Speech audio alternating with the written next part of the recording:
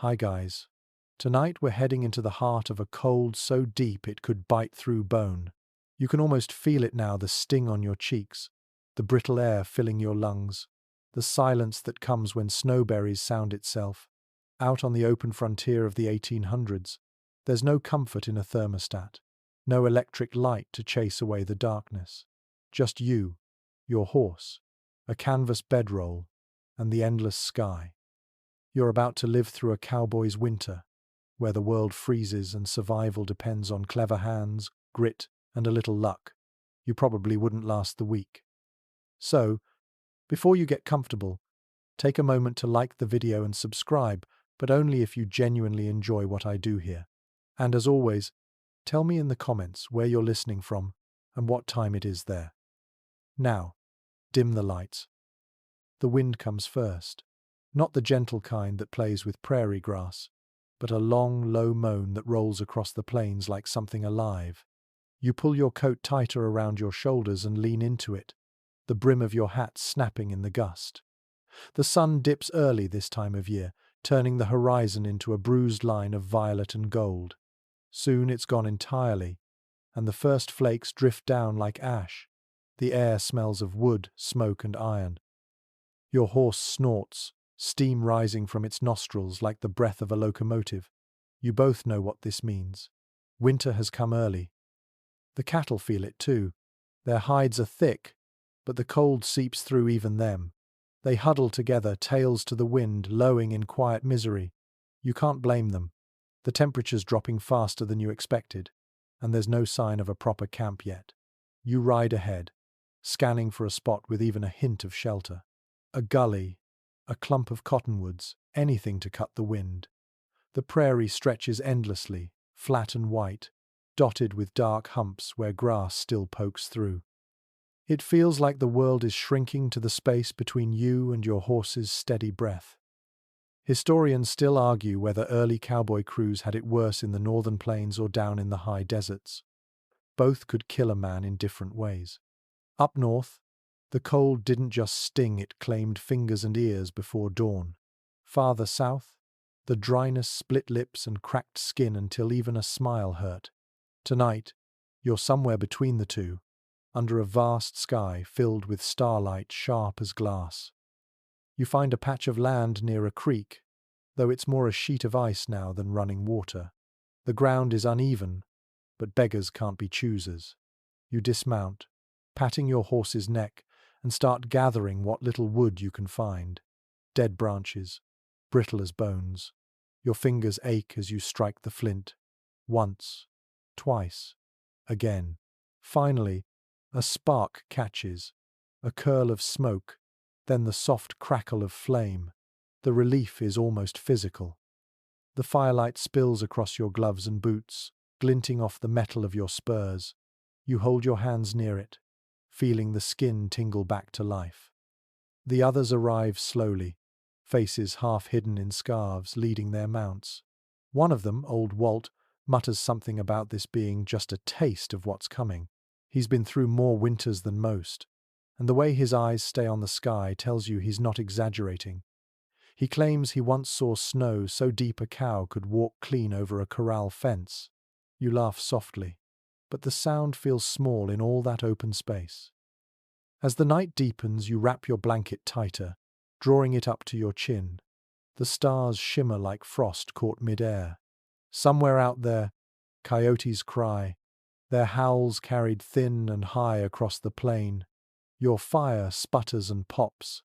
You chew on a piece of jerky so hard it could double as boot leather, chasing it with a sip of coffee that tastes of smoke and metal. It's not much, but it's something. The warmth seeps slowly into your bones. There's a peculiar comfort in this kind of hardship. The world narrows down to simple truths: fire, food, shelter, companionship. You can't think about spring yet. Just the next hour, the next sunrise, the next time your hands thaw enough to work the reins again. The horse shifts behind you, restless. You murmur to it quietly, voice low and even. The rhythm of your words seems to calm it. Funny how talk can warm even when the air itself wants you gone. A quirky tidbit floats in your mind. One old ranch manual claimed cowboys could tell the exact temperature by how loud the snow squeaked under their boots. Supposedly, the higher the pitch, the colder the night. You test it now as you shift your feet, and sure enough, it's a sharp, quick chirp. Maybe it's nonsense, but maybe not. Out here, even small superstitions can feel like knowledge. The fire dies lower, but no one adds more wood. You're saving it. Each log is a treasure. You lie back, using your saddle as a pillow, the blanket pulled up over your face to trap your breath. The stars blur through the frost forming on your eyelashes. The wind has quieted for now, but you can hear it shifting far off, rolling across the land like a train that never stops. Somewhere in that half-awake place between thought and dream, you imagine the first cowhands who rode this country long before fences or towns, following cattle drives that stretched 1,000 miles. They saw the same stars, felt the same cold. They were young, reckless, and convinced they could outlast the land itself. Some did, many didn't. The prairie remembers them, even if no one else does. The embers pulse softly, red as a heartbeat. You curl tighter, listening to the faint creak of leather and the sigh of horses settling. You think of home if you even have one beyond this. Somewhere there's a bed, a stove, maybe someone waiting. But right now, all that feels like a dream from another life. The only thing that's real is the cold pressing down, heavy and endless, and the fragile heat you've stolen from it for just one more night. Tomorrow, you'll wake to white light and frozen air. You'll check the herd, patch what's broken, and keep moving. Because that's what cowboys do when the frost comes early. You survive. The wind has settled into a long, steady sigh across the plains, a sound so constant it begins to feel like part of your breathing. The world has turned to shades of blue and silver, the moonlight painting every snowdrift with a faint shimmer. Your fingers are stiff when you wake, curled against the frost-stiffened edge of your blanket. The fire has gone out. All that remains is a dark circle of ash and the faint smell of char. You sit up slowly, joints protesting, and look around. The other cowboys are already stirring, stamping their boots, wrapping scarves around faces roughened by cold. It is time to make camp properly. The storm that came through last night was only the first, and if you want to live through this winter, you'll need shelter. There are no barns out here, no cabins waiting. You work with what you have, the way cowboys always did. Canvas tarps, wagon boards, and logs scavenged from windfallen trees become your raw materials. You start with the lean-to, a makeshift wall to turn the wind aside. You dig snow down to hard ground, drive stakes, and stretch the canvas tight. The sound it makes in the wind is like a drumbeat, low and patient. It is not much, but it breaks the gale. Historians still argue whether most cowboys preferred sleeping under the stars or under crude tents. Some say the hardiest refused any cover at all, claiming the open sky kept them honest. Others suggest that was just bravado for campfire talk. The truth likely sits somewhere in between, depending on the storm, the supply wagon, and the courage of the crew. You move slowly, fingers clumsy with cold, but the rhythm of work helps. Chop wood, drag brush, tie rope, hammer pegs. The air fills with the sharp, sweet smell of pine sap and sweat. Each breath comes out as a white cloud. The horses stand close, their tails flicking, steam rising from their coats. They seem to understand that this activity means safety, and their quiet presence steadies you. A quirky old trick comes to mind. Some cowhands used buffalo chips, the dried droppings of the great herds, as building material when trees were scarce. They'd pack the chips tight between wooden frames to create windproof walls. The smell was not pleasant, but when the blizzard screamed across the plains, that strange, earthy insulation could save a life. Tonight, you almost wish you had a pile of it handy. When the shelter is done, it looks like something between a tent and a burrow. You crawl inside to test it, your knees sinking into the packed dirt. The space is narrow but dry, and the wind dulls to a faint murmur outside. The canvas shifts slightly with every gust, creaking like an old ship. You can almost imagine you're below deck, drifting across a frozen sea. Walt pokes his head in and grins, the grey in his beard frosted white. "You might just live through this one," he says, voice hoarse. You nod, half amused, half exhausted. He leaves you to it, moving on to help the others lash down another tarp. The crew works with a quiet efficiency that comes only from necessity. No one talks much. The wind fills the silence. You set a small fire pit just outside the shelter, ringed with stones you dug from the frozen earth. The flames dance low, orange and steady. You warm a tin of beans, stirring with a stick, watching the steam twist upward. The taste is bland, but it fills you. Food feels different out here, less about pleasure, more about survival. You can almost taste the miles it took to get each bite.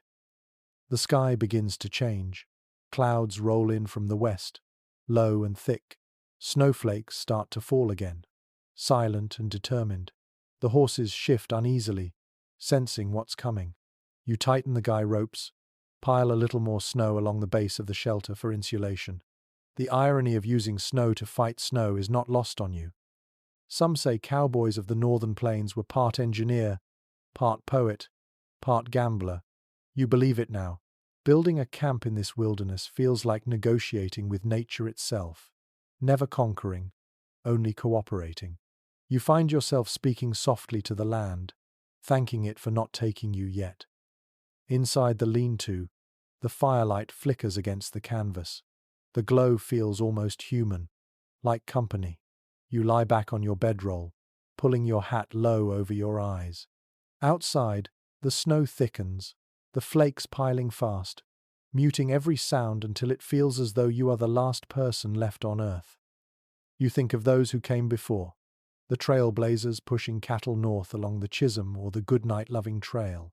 They faced winters without maps, without telegraphs, without any promise that spring would find them alive. Some ranchers kept records, tallying how many cattle froze each year. A few pages from those ledgers still exist, filled with neat handwriting and grim arithmetic. In one winter of the 1,880 seconds, entire herds vanished beneath snowdrifts taller than a man. Yet every spring new drovers took the same routes, as if the land's cruelty only sharpened its allure. You glance toward the horizon, barely visible through the snowfall. It's strange how beauty and danger blend here so completely.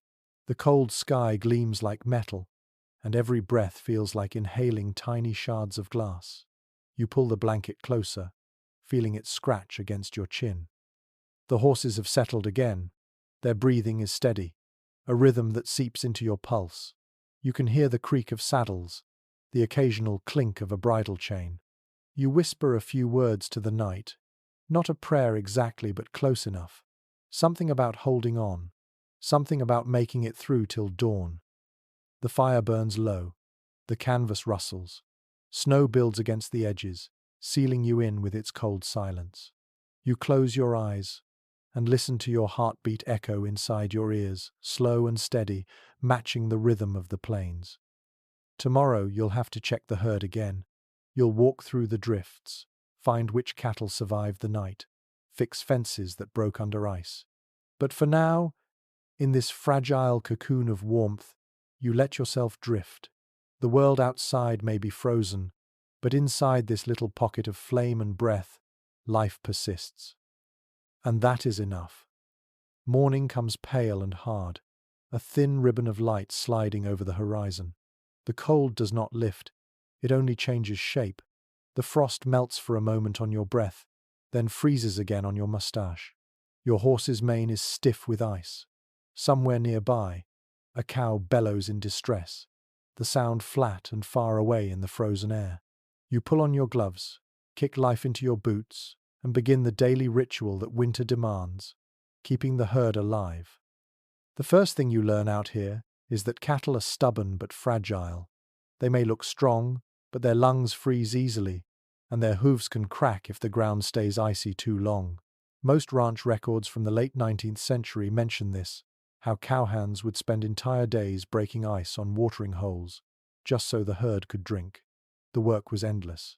You swing an axe now, chipping through the crust of a frozen pond.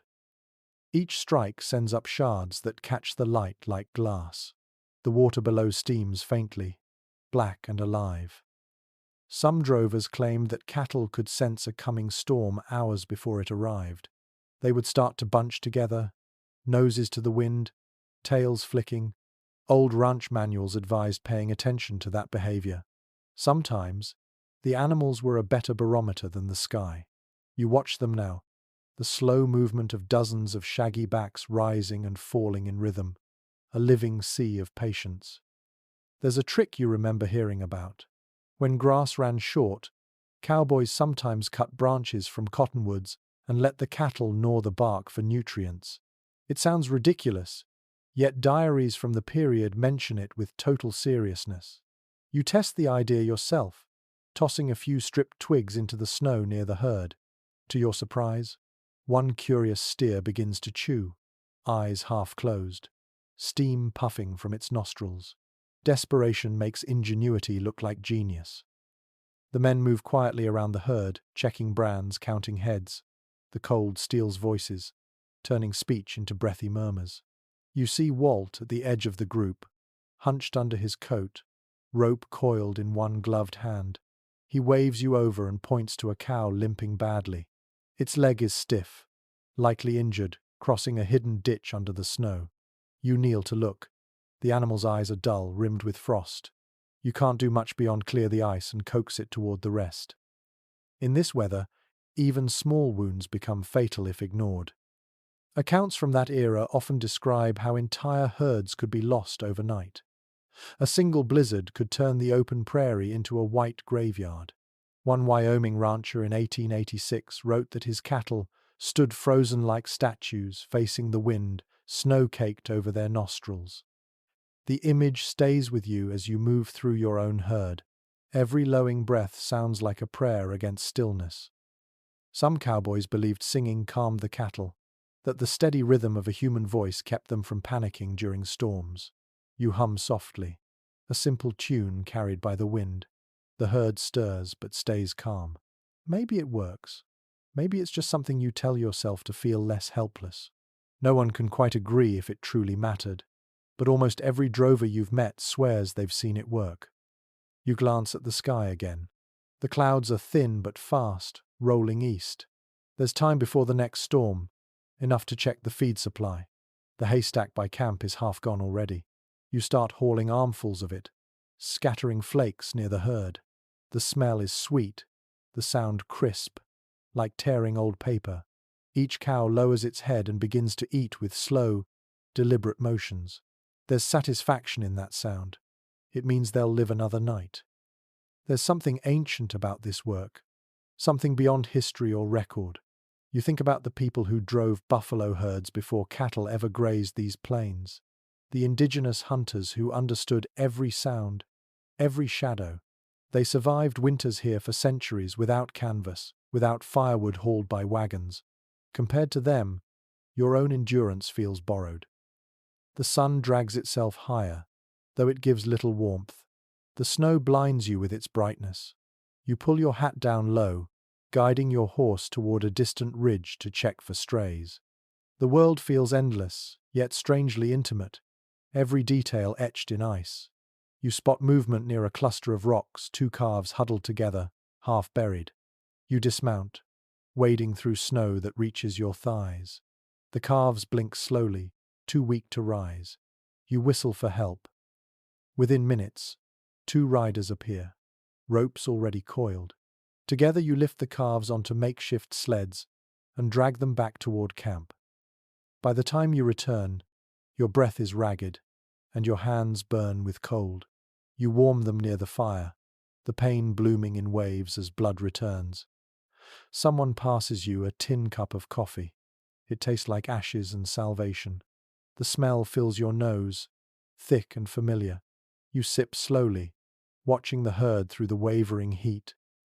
There's a moment when you catch yourself staring into the distance, seeing nothing but white and grey. The silence is immense, heavy enough to feel like company. You realize how much of survival out here is not just about muscle or willpower, it's about rhythm. Feed the herd, Check the water, mend the fences, sleep when you can. Routine becomes religion. Researchers who study frontier life still debate whether the winter of 1886 to 87 marked the true end of open-range cowboying.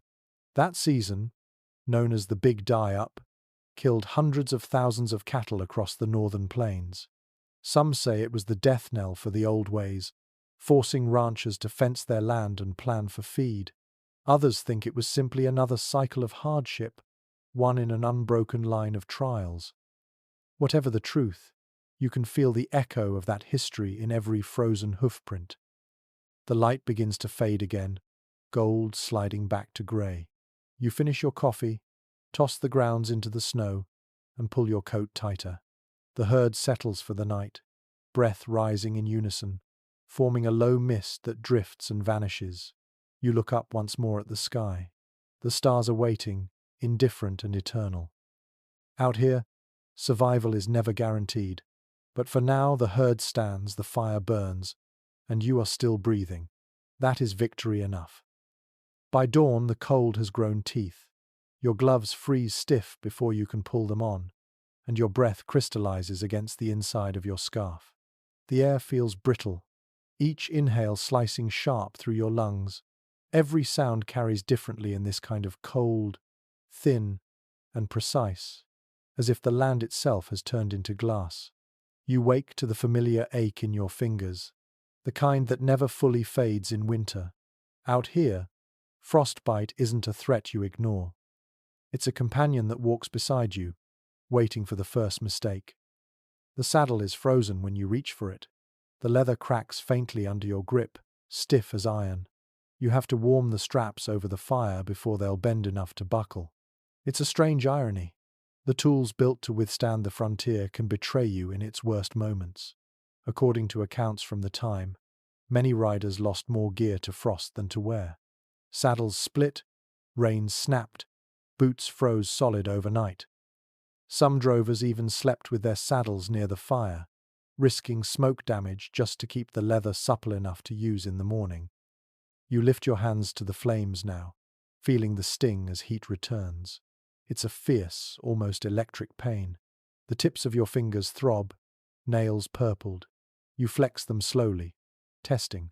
The skin along your knuckles is cracked and bleeding in tiny red lines. Out here, small injuries fester easily, and infection lurks in every scratch. You wrap a scrap of cloth around the worst cuts, tugging the knot tight with your teeth. It's ugly but functional. Some trail journals describe cowboys warming their hands by plunging them into freshly killed cattle for a few seconds, using the animal's body heat to stave off frostbite.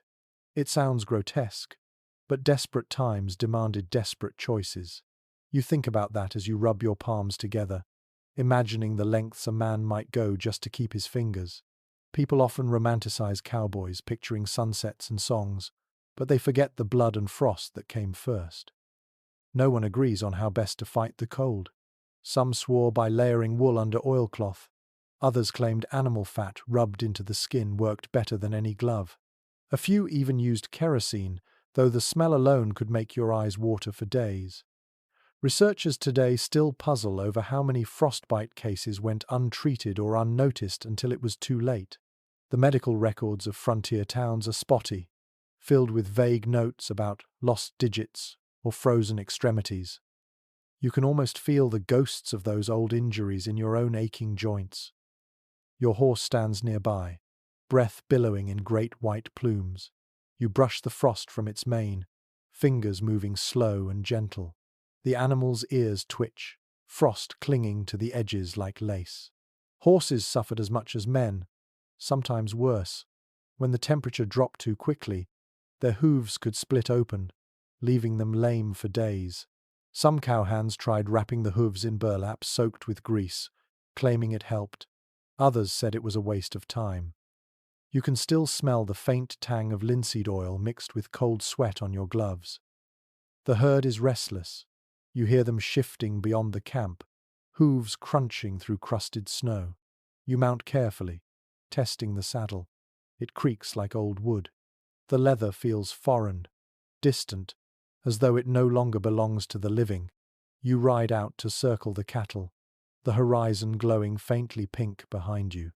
The sky looks calm, but the air hides danger. When the wind starts moving again, it comes from the north, sharp and dry.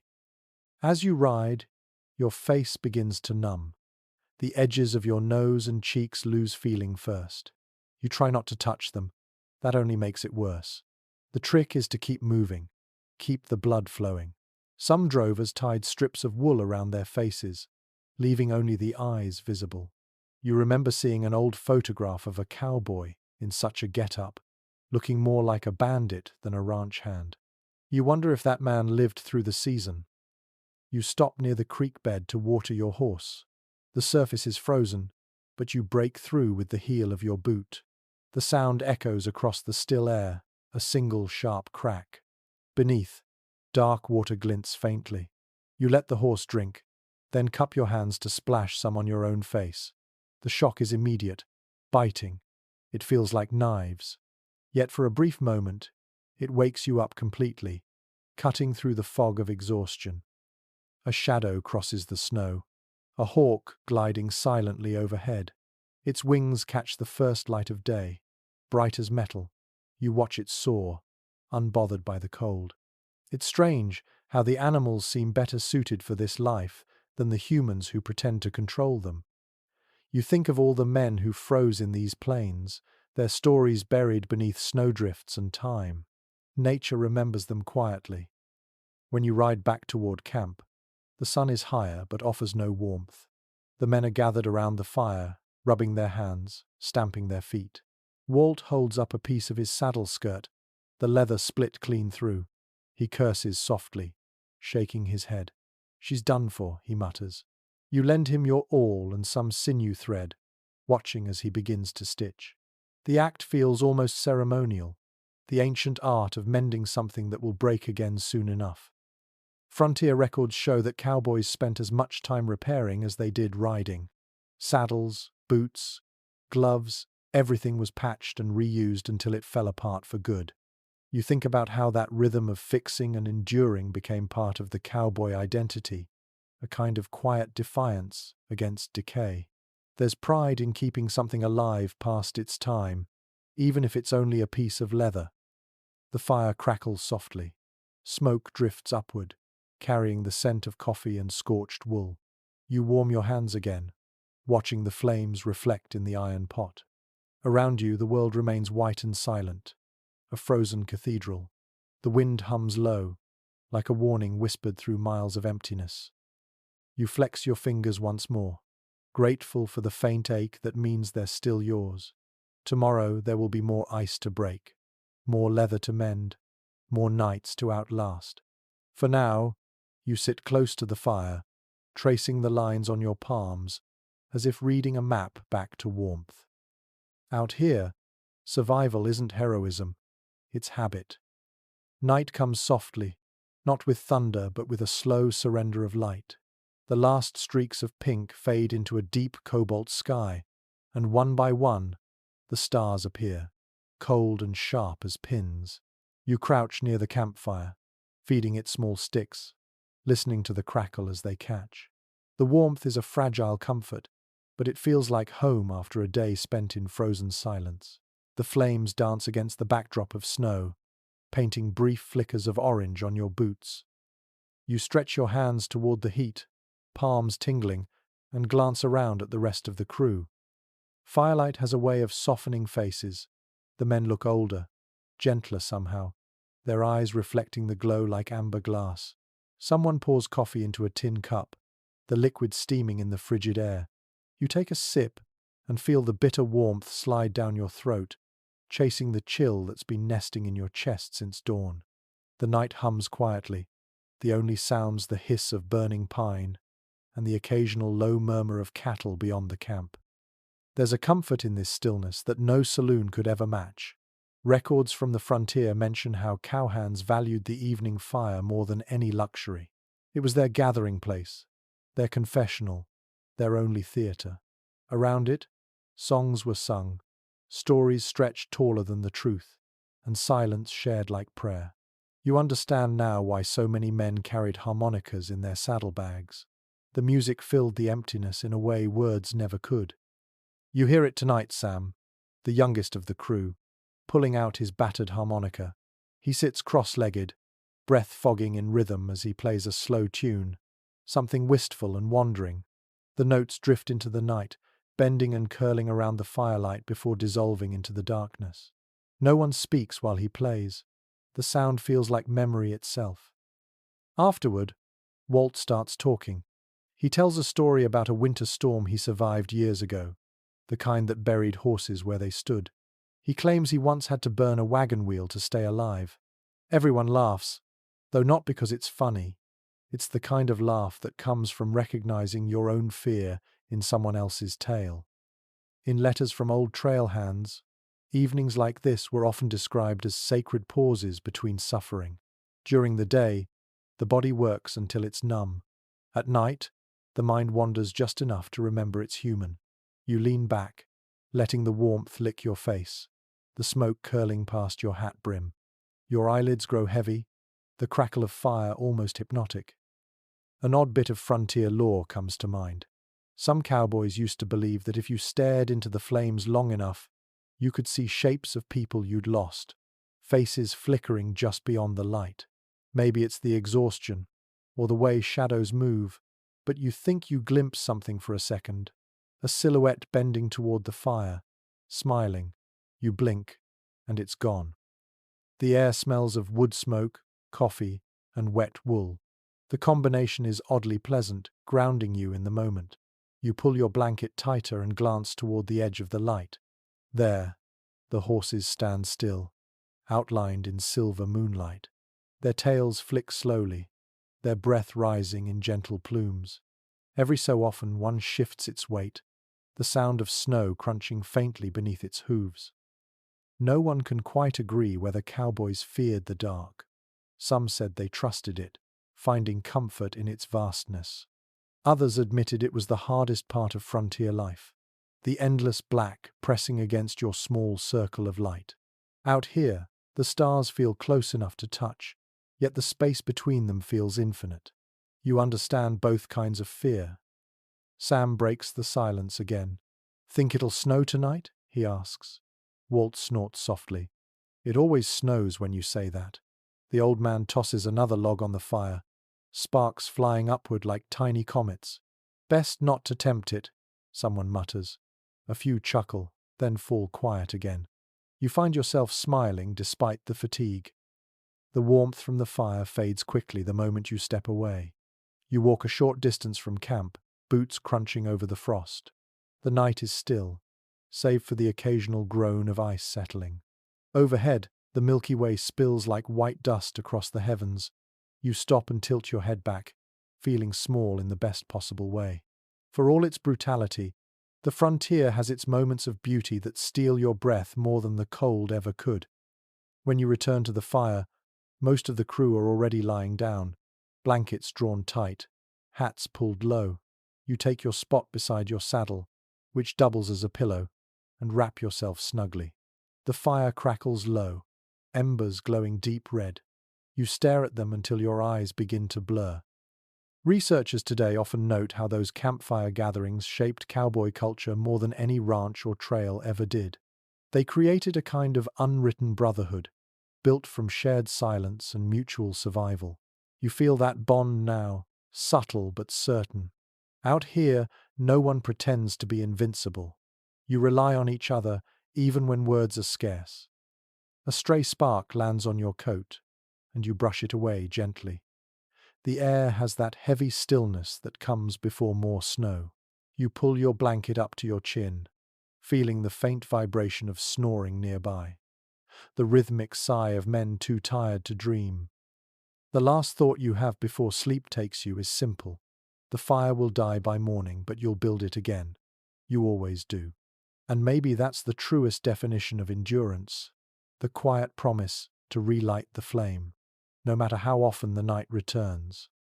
When morning comes, the fire has burned down to a few glowing coals, and the air bites harder than ever. You pull yourself from the blanket, joints stiff and breath ragged, knowing the day's work begins with an empty stomach. The sky is pale and washed out, like the color has frozen out of it.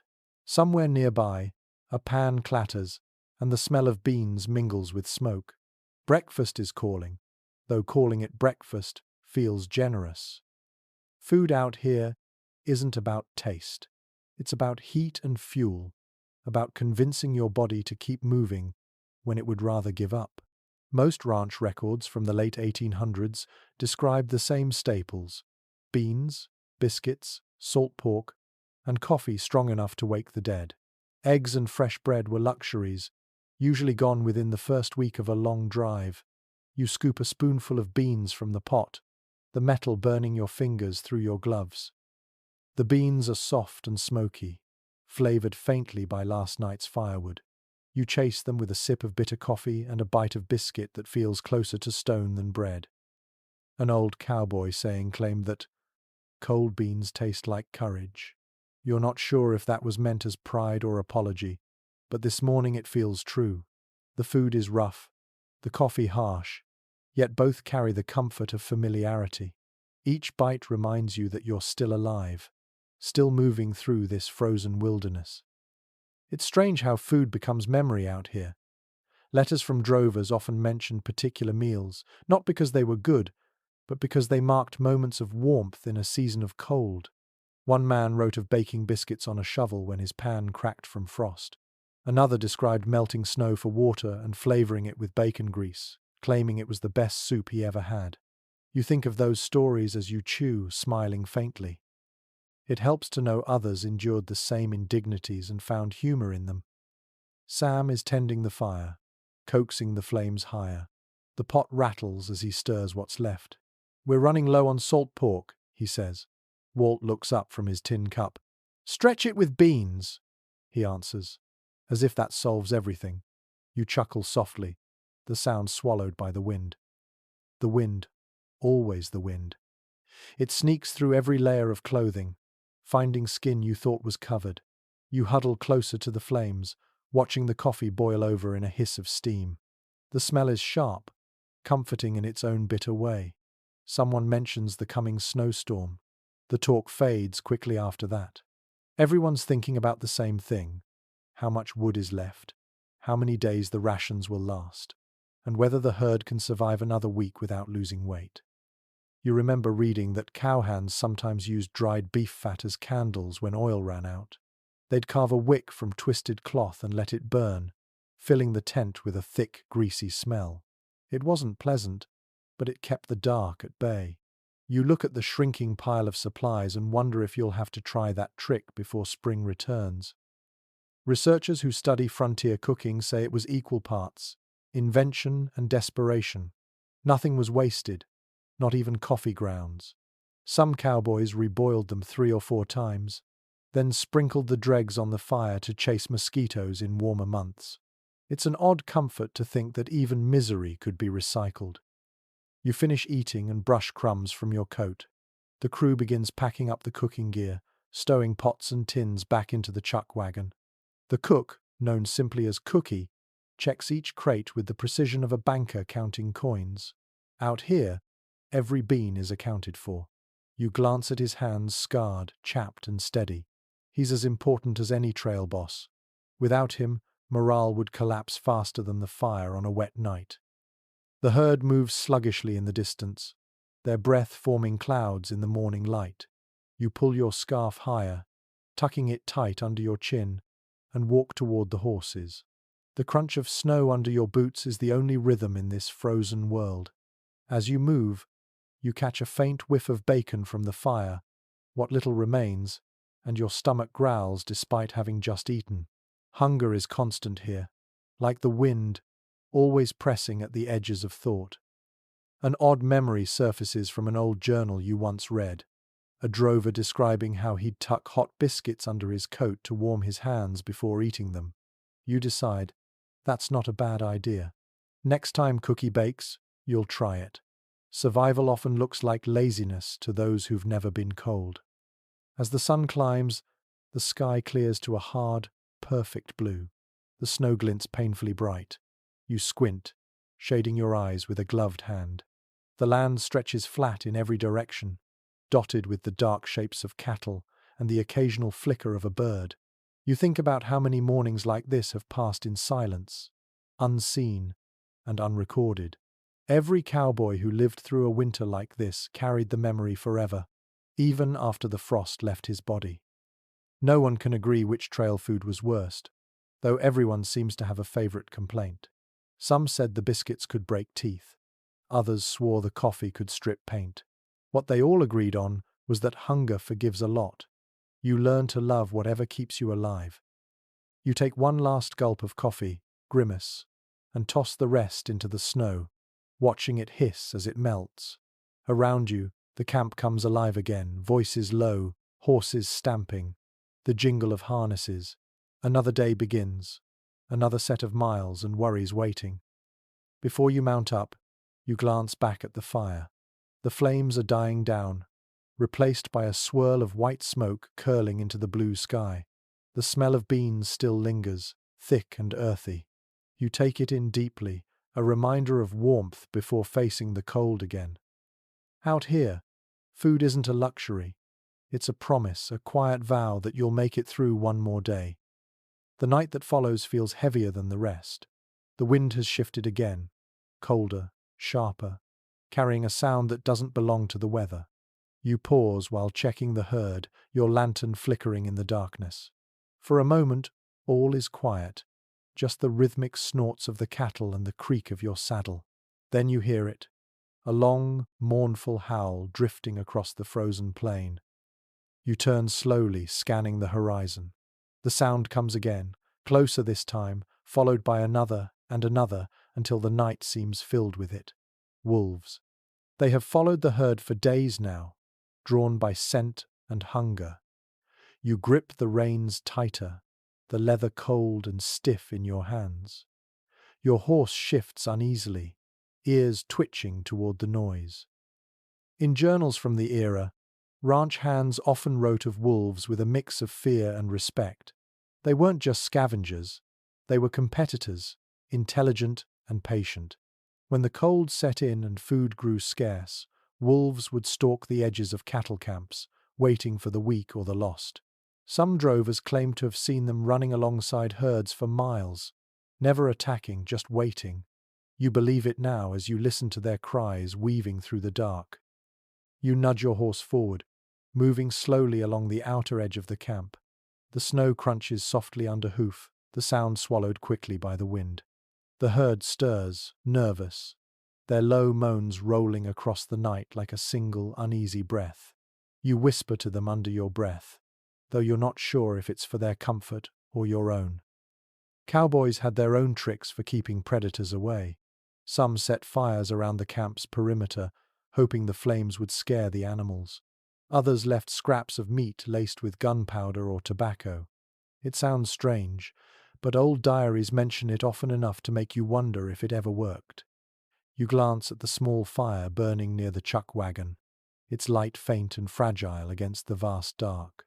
It looks far too small to hold back what's out there.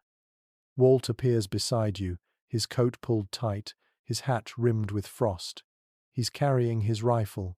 "You hear 'em?" he asks. You nod. "Yeah, they're close tonight." He spits into the snow and adjusts his grip. They always get brave when the moon's full.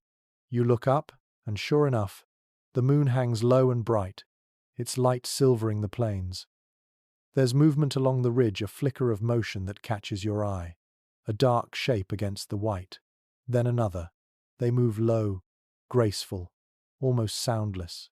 You count 4, maybe 5. Your horse tenses beneath you, nostrils flaring. You pat its neck gently, whispering nonsense words just to keep it calm. One curious detail often mentioned in frontier folklore was that wolves could mimic sounds to lure people or livestock. Some swore they could make their cries sound like crying children or barking dogs. Scholars today dismiss it as imagination, but out here, with the night pressing close and your heart thudding in your chest, you can almost believe it. The wolves keep their distance, shadows gliding along the snow. You raise the rifle, though you don't fire. Ammunition is too valuable, and they're too far to hit cleanly. Instead, you light another torch and plant it upright in the snow. The flame flares orange, casting long, trembling shadows. The herd shifts again, tails flicking nervously. The wolves stop moving. Their eyes catch the light, twin sparks glinting in the dark. For a long moment, no one moves. You can hear the faint whine of wind between the rocks, the soft creak of saddle leather, and beneath it all, the quiet pulse of fear. Then, as suddenly as they appeared, the wolves turn and vanish into the black. You lower the rifle, exhaling slowly. Walt gives a low grunt. "They'll be back," he says. "They always come back." You nod. You know he's right. You've seen enough winters to understand that hunger is patient. You ride a slow loop around the herd before returning to camp. The fire has burned low, casting a weak glow over the men curled in their blankets. You add another log, watch the sparks drift upward and fade into the sky.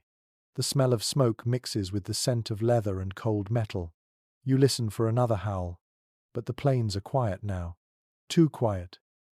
According to one old ranch account, cowboys sometimes named the wolves that haunted their trails, treating them almost like neighbors. One man wrote of a scarred gray he called Ghost, who followed his drives for 3 years without ever attacking. You wonder if that's the same kind of creature out there now, watching from the dark. Maybe it's not malice that drives them, just survival. You sit by the fire for a while, rifle across your knees, eyes fixed on the distant ridge. The stars above shimmer like frost caught mid-air. Somewhere beyond your sight, life moves quietly through the snow wolves, deer, maybe even another band of riders.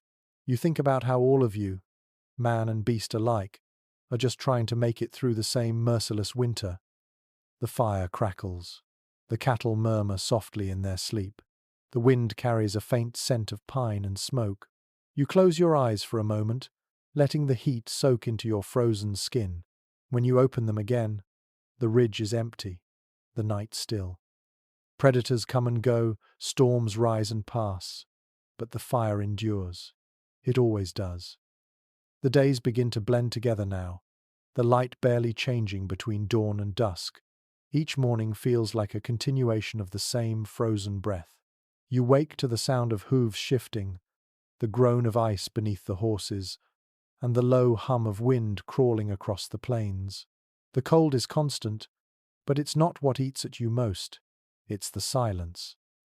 Out here, there are no towns nearby, no laughter echoing off saloon walls, no distant church bells. Just the creak of leather, the hiss of wind, and your own thoughts moving in slow circles. The frontier can strip a man clean of noise until only his heartbeat is left. It's strange how the absence of sound can be louder than any gunfire. In letters written by cowhands of the late 1800s, loneliness was often mentioned as the hardest part of wintering on the range. One wrote that the silence pressed upon the ears like a weight.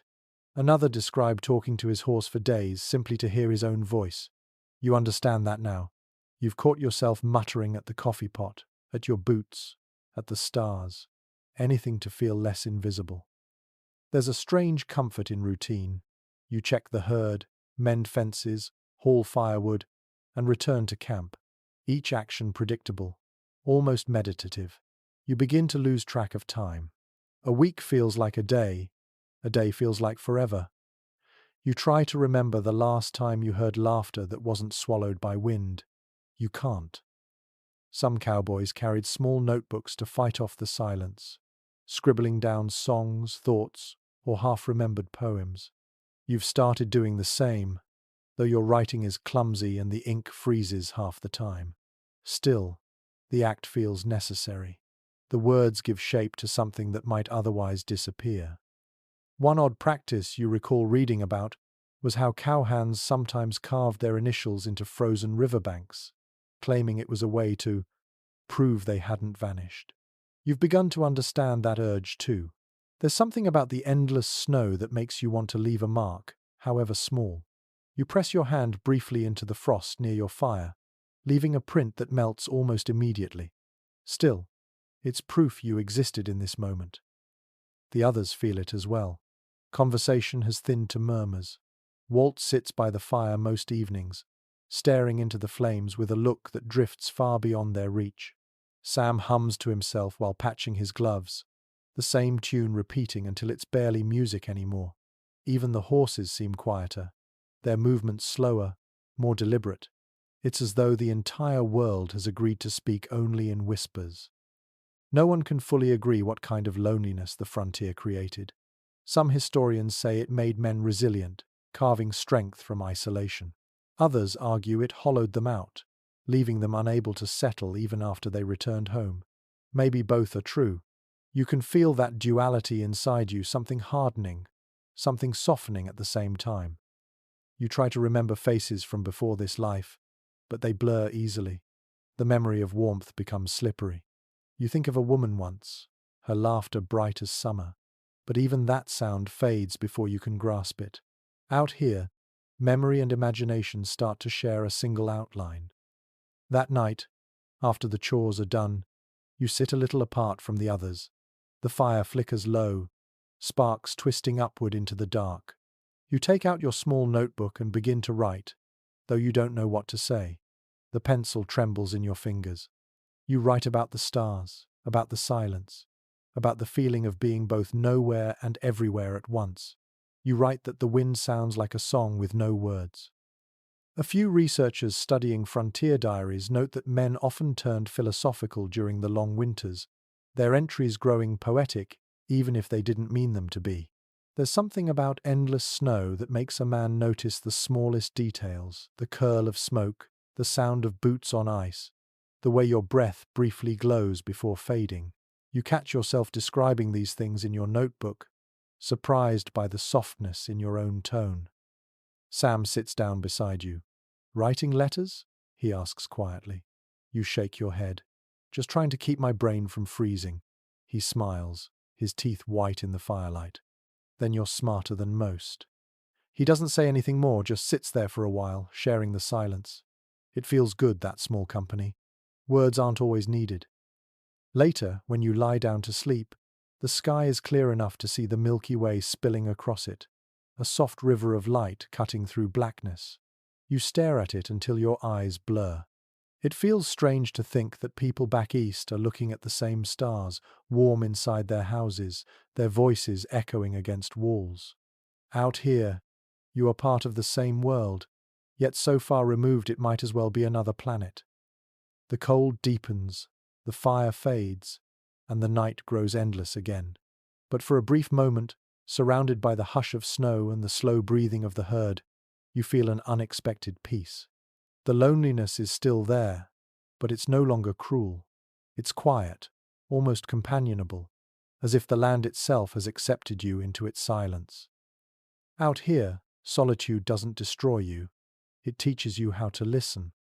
The next storm arrives without warning. One moment the horizon glows with a pale sunrise, and the next it vanishes into a wall of swirling white. The temperature drops so fast it feels like the air itself is cracking apart. You pull your coat tight, tug your hat low, and squint into the wind. It's like standing in the center of a cloud made of knives. You can barely see the herd, though you know they're there, shapes moving somewhere beyond the haze. The snow blinds and muffles at once, swallowing sound and sight. Your horse shifts beneath you, uneasy, its mane coated in frost. You lean low over the saddle, trusting instinct more than vision. The world has reduced itself to two colors, white and the dull brown of your horse's neck. Accounts from cattle drives in the northern plains describe storms just like this, the kind that could erase entire herds. One Kansas drover wrote that snow came sideways for days, and the sky had no top. You believe him now. The wind roars so loudly that even your thoughts seem to scatter. Each breath burns your lungs, and your eyelashes freeze together every time you blink. You shout something to Walt, but your voice is torn away instantly. He rides ahead, little more than a grey outline moving through the blur. The herd begins to bunch up, driven by instinct to huddle for warmth.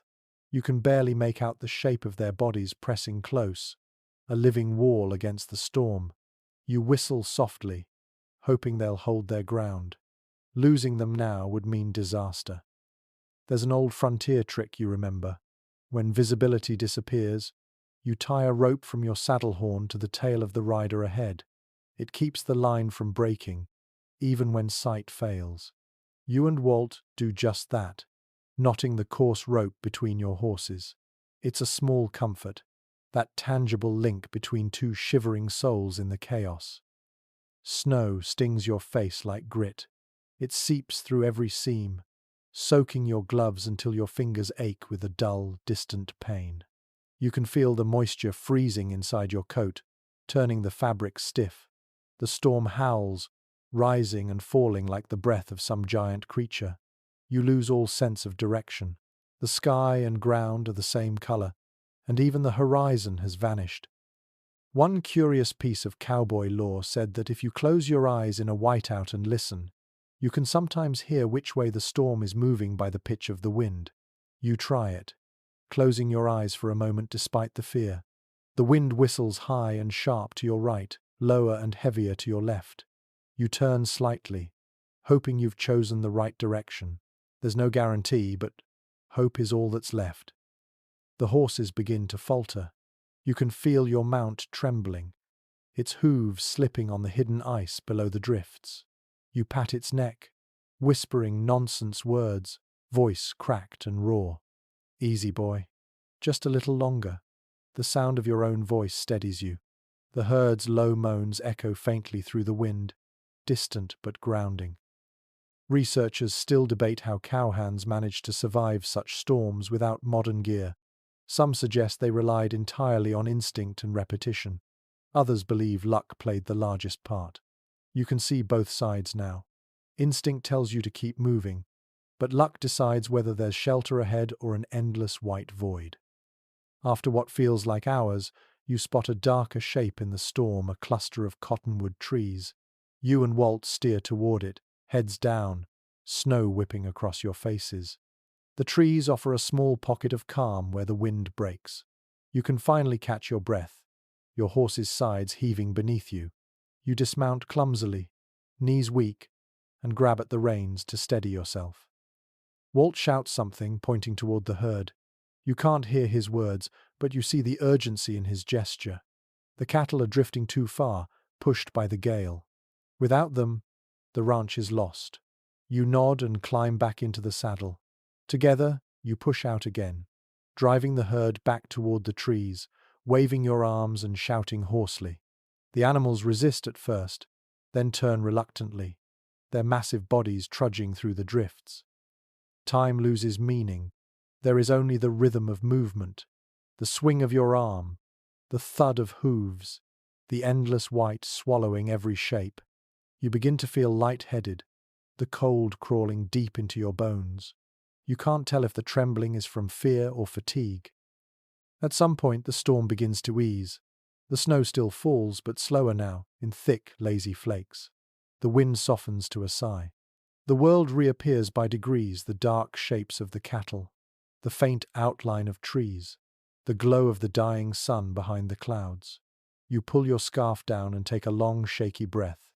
The air tastes of ice and smoke. Walt rides up beside you, his face crusted with frost. "You alive?" he shouts. You nod, too tired to speak. He grins weakly, his teeth blue in the fading light. "Good. Then we ain't ghosts yet." You both laugh, though it comes out more like coughing. The herd settles again, their bodies steaming faintly in the cold. You pat your horse's neck, feeling the warmth beneath the ice. The storm has passed, leaving behind a silence so deep it hums in your ears. Later, when you return to camp, you find the fire buried under snow. It takes nearly an hour to dig it out and coax the embers back to life. When the first flicker of flame appears, it feels like resurrection. You sit close, hands trembling, watching the smoke curl upward. In a logbook from a Wyoming rancher, there's a line that reads, "After every storm, the world feels newly made." You understand that now. Everything around you looks fresh, untouched, pure. Even the pain in your fingers feels like proof of being alive. The snow still falls lightly, quiet and steady. You stare into the flames until your vision blurs, feeling the warmth seep back into your skin. Out here, survival doesn't feel heroic. It feels like gratitude, soft and wordless. You look at Walt and nod once more. "We made it," you say.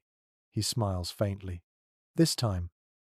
By the next morning, the camp feels heavier, quieter, as if the storm has drained not just the land, but the men themselves. The sky hangs low and grey, and every surface glitters with ice.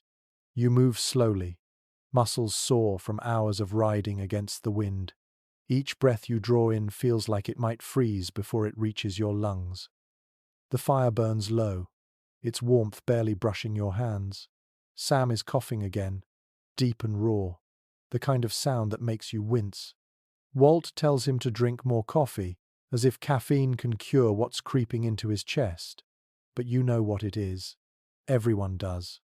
The winter has a way of finding the cracks in a man, his skin, his lungs, his resolve, and prying them open. In the records of frontier medicine, pneumonia was the silent killer. It started as a cough and ended in stillness. Doctors were scarce on the open range, and most cowboys became their own physicians. You reach into the supply box, pulling out a small pouch of herbs wrapped in cloth. A trick you learned from an old trail cook. Boil it in coffee and breathe the steam. It isn't much, but sometimes the mind believes what the body cannot. You set the pot over the fire, the water hissing as it heats. The air fills with the sharp scent of sage and pine. Sam leans over it, eyes watering as the steam rises into his face. "Smells like home," he mutters, though you know he hasn't seen home in years. You nod and pass him a tin cup. He drinks slowly, coughing between sips. Strange remedies like this were common among drovers. Some rubbed tobacco juice on frostbite, believing it drew out the cold. Others swore by kerosene mixed with sugar for sore throats. Ranch logs mention men chewing willow bark for fever, not realizing they were taking a primitive form of aspirin. The line between medicine and myth was thin, and survival often depended on whichever belief a man reached for first. You still carry a small bottle of whiskey in your saddlebag, not for drinking but for cleaning wounds. The cork is worn, the glass scratched from years of travel. It was given to you by a trail boss who said, "There's no problem out here a little whiskey and patience won't solve." You haven't tested that fully, but tonight you use it to disinfect the cracked skin on your hands. The sting is fierce, but the smell of alcohol cuts clean through the damp air. Walt sits across from you, his fingers wrapped around a cup. His nails are blackened with frostbite, though he doesn't mention it. He tells a story about a ranch hand who once used axle grease as hand lotion, swearing it saved his fingers. The others laugh, the sound rough but welcome. It feels good to laugh, even if the humor comes from desperation. No one truly knows how many cowboys died from infection rather than injury. Letters and diaries hint at it, but most names vanished with the snow. Some researchers say the worst wounds came from small things. A splinter, a cracked tooth, a blister rubbed raw. Without medicine, even a scratch could turn fatal. You think about that now as you wrap your hands in fresh cloth, the firelight glowing through the fabric like faint gold. A quiet settles over the camp again. Outside, the snow has stopped falling, but the world remains a white silence. The cattle huddle near the fence line, their hides rimed with frost. You can hear the faint creak of ice forming along the river. It sounds like distant thunder. You check the horses next. Their breath clouds the air, thick and steady. You brush their manes gently, inspecting for frostbite on their ears and muzzles. The horses rely on you as much as you rely on them. Their strength is your survival, and caring for them becomes a ritual, almost sacred. A curious detail from one ranch diary lingers in your mind. A cowboy who claimed to cure horse colic by whispering prayers and rubbing salt on the animal's chest. Whether it worked or not, he swore it calmed both him and the horse. You try it now, rubbing the horse's neck, murmuring words that mean nothing but sound kind. The animal exhales slowly, eyes softening. Maybe that's all healing ever is. Attention, rhythm, and a little faith. Inside the tent, Sam has drifted into uneasy sleep, his breathing shallow but steady. Walt leans back, staring at the fire. "We could use a doctor," he says quietly. You nod, though you both know none will come. The nearest town is hundreds of miles away, and even if someone rode now, the trails are buried. The only medicine you have is endurance. As night deepens, the wind returns, though gentler this time, carrying the faint scent of pine and smoke. You pour the last of the coffee and stare into the cup, watching the surface tremble. The warmth seeps into your hands, soothing the sting of cracked skin. There's something humbling about realizing how fragile the body really is. Out here, you start to respect your own heartbeat, the way others might respect a church bell. Every breath feels earned. Every cough from Sam feels like a warning. You think of stories told around campfires, how some drovers believed the plains could heal or kill depending on whether they liked you. Maybe that's why men talk to the land as if it listened. You whisper a few words into the night yourself. Not quite prayer, not quite wish, just gratitude for one more evening alive. The fire flares softly, throwing light against the canvas walls. You settle down beside it, the warmth lapping at your face. Outside, the stars shimmer faintly through a veil of ice crystals. Inside, the smell of herbs and smoke wraps around you like a blanket. Tomorrow, Sam might breathe easier, or he might not. You've learned not to think too far ahead. For now, you listen to the faint crackle of wood and the steady rhythm of horses breathing outside. For a moment, it almost feels like peace. The horses wake before you do. Their soft snorts ripple through the dawn, followed by the sound of hooves shifting on the frozen ground. When you crawl from your blanket, the cold hits like a wall. Frost has settled over everything. Your hat, your coat, even the firewood. You stamp your boots to loosen the ice clinging to the soles, then walk toward the corral. The animals watch you with dark, patient eyes, their breath rising in steady plumes that glow faintly in the morning light. Caring for them is more than habit now. It's partnership. Without them, you'd be stranded, helpless against the endless miles of snow. The bond between cowboy and horse is older than the fences that would one day split the plains. Letters from the trail often spoke of riders sleeping with one hand resting on the reins, as though the touch itself could keep them alive. You understand that feeling now as you stroke the neck of your mare, her coat rough and warm beneath the frost. You check her hooves first. The ground is frozen hard, and the constant cold cracks the edges, leaving thin white lines like scars. You scrape away the packed snow, murmuring to her softly. She flicks her ears and nudges your shoulder in return. That small gesture carries more comfort than words.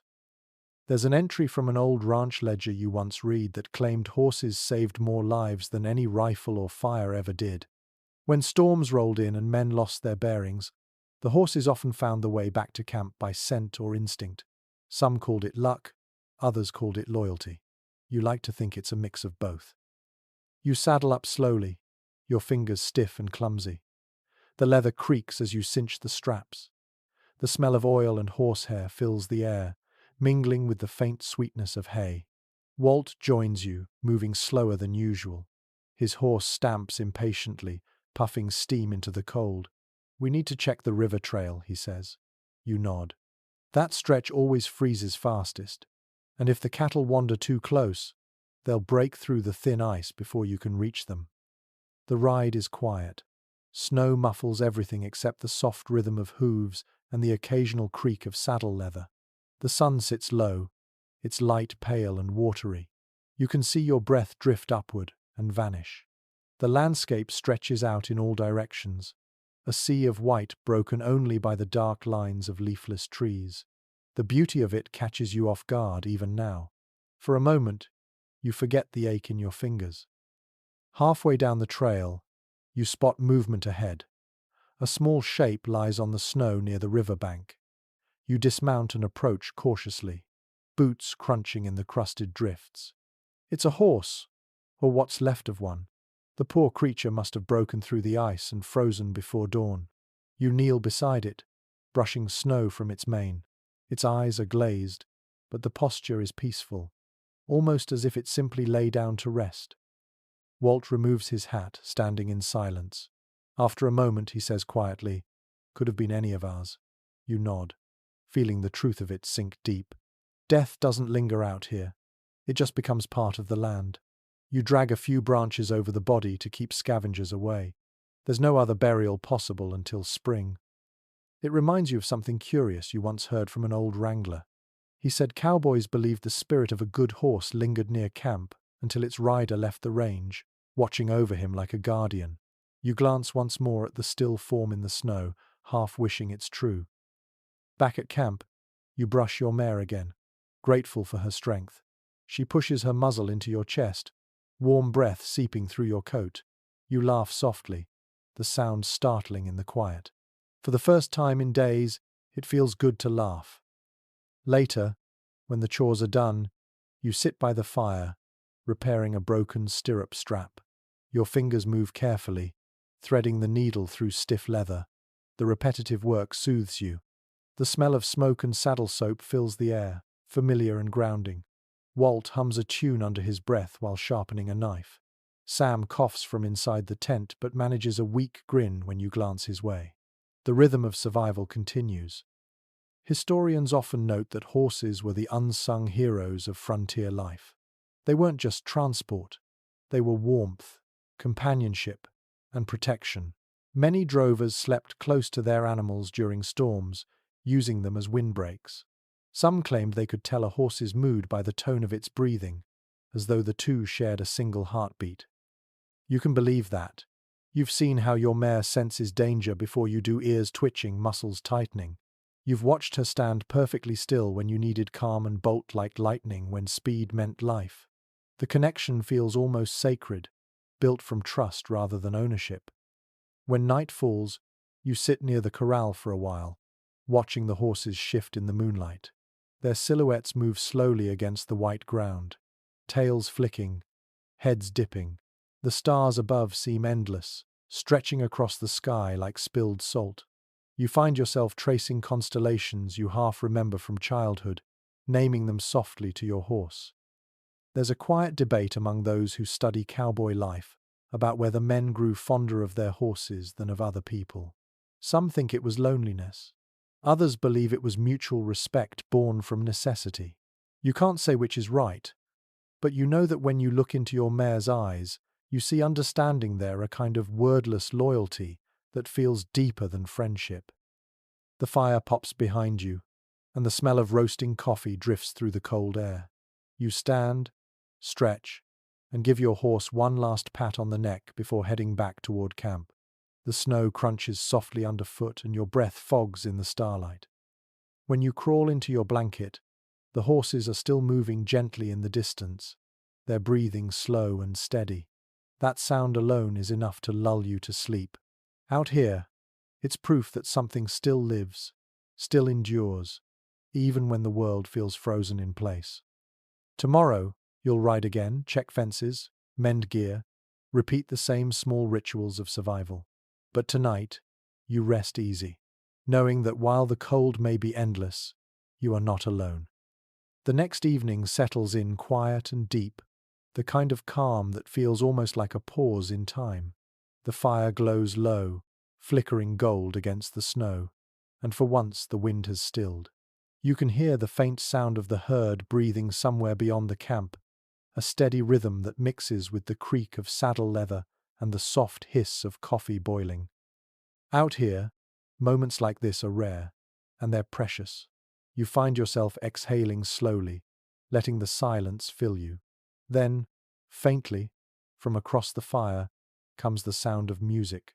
Sam has his harmonica again, that little silver instrument dulled by cold and use. The first notes drift into the night like smoke, thin and haunting. You feel them more than you hear them. There's something magical about how music sounds in the open air. Old ranch journals often mentioned that even the simplest tune could keep men sane through a long winter. Without towns, without families, songs became anchors. small proof that beauty still existed beyond survival. Some drovers kept harmonicas, others whittled flutes or played fiddles made from scrap wood. The melodies were never perfect, but they were honest. Sam's tune tonight is slow and low, the kind of song that feels half prayer, half lullaby. The sound stretches out over the snow, echoing back faintly from the hills. You close your eyes for a moment, feeling it pulse through you like warmth from the inside. When he stops, the silence that follows feels heavier than before, yet somehow softer too. Then Walt clears his throat and starts talking. He's telling one of his stories again, that familiar, gravel-edged voice carrying just enough humor to keep the cold away. He talks about a time he rode 3 days without food, living off a single can of beans and a handful of coffee grounds. The men laugh quietly, shaking their heads. You've all lived through versions of that story, but it feels good to hear it aloud. There's a comfort in these little gatherings, in the ritual of talking once the day's labor is done. Historians note that cowboy camps often revolved around their evening circles, where men shared tales, sang, or wrote letters by firelight. It wasn't entertainment so much as survival of the spirit. The firelight became their parlor, the open air their living room. Someone passes around a tin of tobacco, and the smell mingles with wood smoke. You take a small pinch, more out of habit than need. The taste is bitter, sharp, familiar. It reminds you of home, though you're not even sure what home means anymore. Maybe it's this: a group of tired men, a fire, a song, and the quiet understanding that no one needs to explain themselves. An odd story surfaces in your memory about a cowboy who claimed his harmonica once saved him from a gunfight. He said he started playing out of nerves, and the other man began singing along instead of shooting. Whether it happened or not, it feels true in a place like this, where the line between danger and kindness is so thin. After the laughter fades, someone digs into a coat pocket and pulls out a folded letter. "From my sister," he says softly. His hands tremble as he opens it. The rest of you look away politely, giving him that small space. Mail is rare out here, and a single sheet of paper can feel like gold. You remember the last letter you received months ago, smudged handwriting, words about harvests and neighbors and how the dog won't stop chasing chickens. You've read it so many times the ink has faded where your thumb rests. No one can truly measure what those letters meant. A few scholars studying ranch life wrote that letters were the last thread tying men to civilization. They carried warmth stronger than any blanket. Some cowhands even slept with them under their coats. You've done that yourself, when nights felt too long and too quiet. Walt asks Sam to play again, something lighter this time. The tune that follows is jaunty, a dance song from somewhere down south. The fire crackles in rhythm, and even the horses seem to shift along with it. The laughter that breaks out feels unguarded, real. It fills the air and rolls away into the open dark, carried by the stillness of snow. When the music fades, you all sit there for a long time, staring into the fire. The flames twist and bend, shadows flickering over tired faces. The air smells of smoke and tin coffee cups, the kind of scent that lingers in your clothes for days. It's oddly comforting. You think about how simple things, music, letters, shared stories can hold a person together. They're small, fragile acts of defiance against a world that doesn't care if you vanish. Maybe that's what survival really means. Refusing to go quiet, even when everything around you demands silence. A log shifts in the fire, sending up a shower of sparks that drift into the night. You follow them with your eyes until they disappear. Then you stand, stretch, and pull your blanket tighter around your shoulders. The stars are bright again, scattered thick across the sky. Somewhere out there, beyond the horizon, people are sleeping in warm beds, unaware of the music echoing across the frozen plains. You smile faintly at the thought. Out here, under the same sky, you've found a different kind of comfort. It isn't soft or easy, but it's real. The fire burns lower, and one by one the men drift to sleep. You sit a little longer, watching the last embers pulse. In the distance, a coyote calls, and the sound folds into the night like a closing note of Sam's song. You lie down at last, the faint rhythm of harmonica still playing in your mind, a melody that feels like home. The wind shifts again that night, carrying with it a feeling you recognize before you even hear the sound. Trouble is coming. It's not weather this time, but something colder in spirit. You're on watch when the first shot cracks through the air, faint and distant, echoing from somewhere down the ridge. You freeze, hand instinctively dropping to your revolver. The horses jerk their heads up, ears pricked toward the sound. Outlaws, rustlers, the kind of men who wait for deep winter because they know desperation makes ranches weak.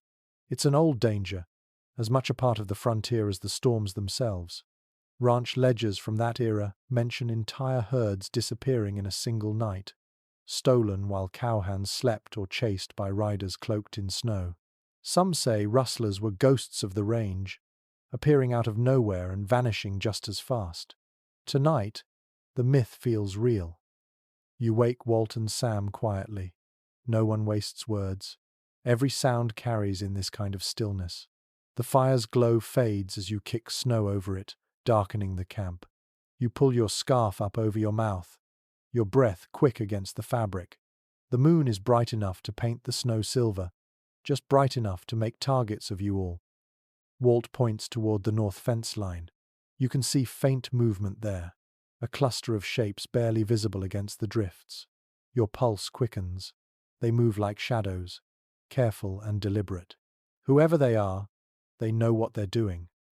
One detail from a trail diary surfaces in your mind. A ranch hand describing how rustlers used the sound of wind to mask their approach, waiting until the cattle turned restive before striking. The trick was to move slow enough that the herd thought it was just the night breathing.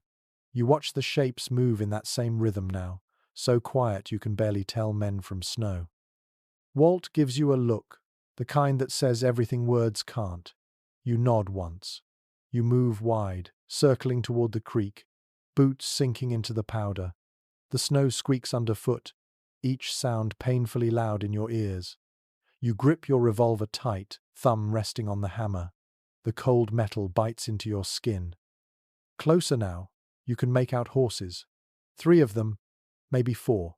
The riders wear dark coats, faces hidden by scarves. They're working quick, cutting the fence and coaxing the nearest cattle through the gap.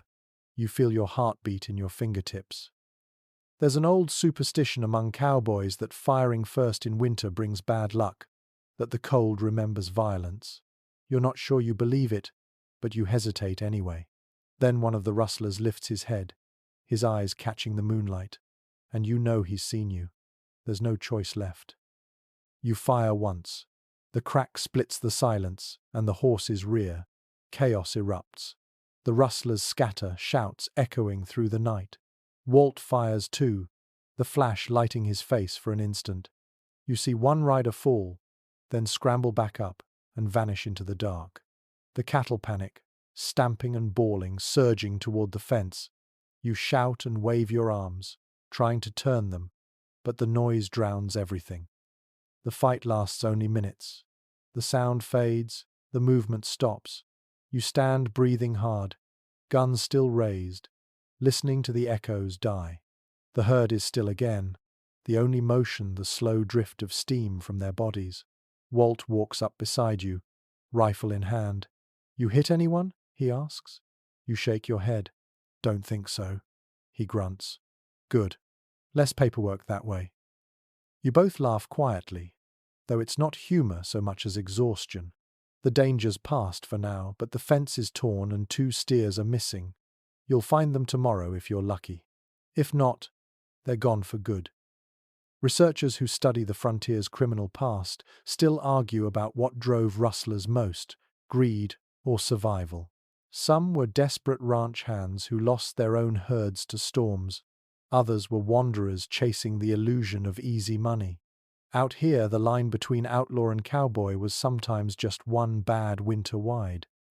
You kneel to inspect the broken wire, your gloves catching on the sharp edges. The moonlight glints on the metal, each strand a fragile barrier between order and chaos. You tie it back together as best you can, your fingers numb. Walt stands guard, eyes on the ridge. Neither of you speak. By the time you return to camp, the fire is almost out. Sam's awake, pale and coughing, but alert enough to hold your horse while you dismount. Was it them? He asks. You nod. Rustlers. They're gone now. He spits into the snow.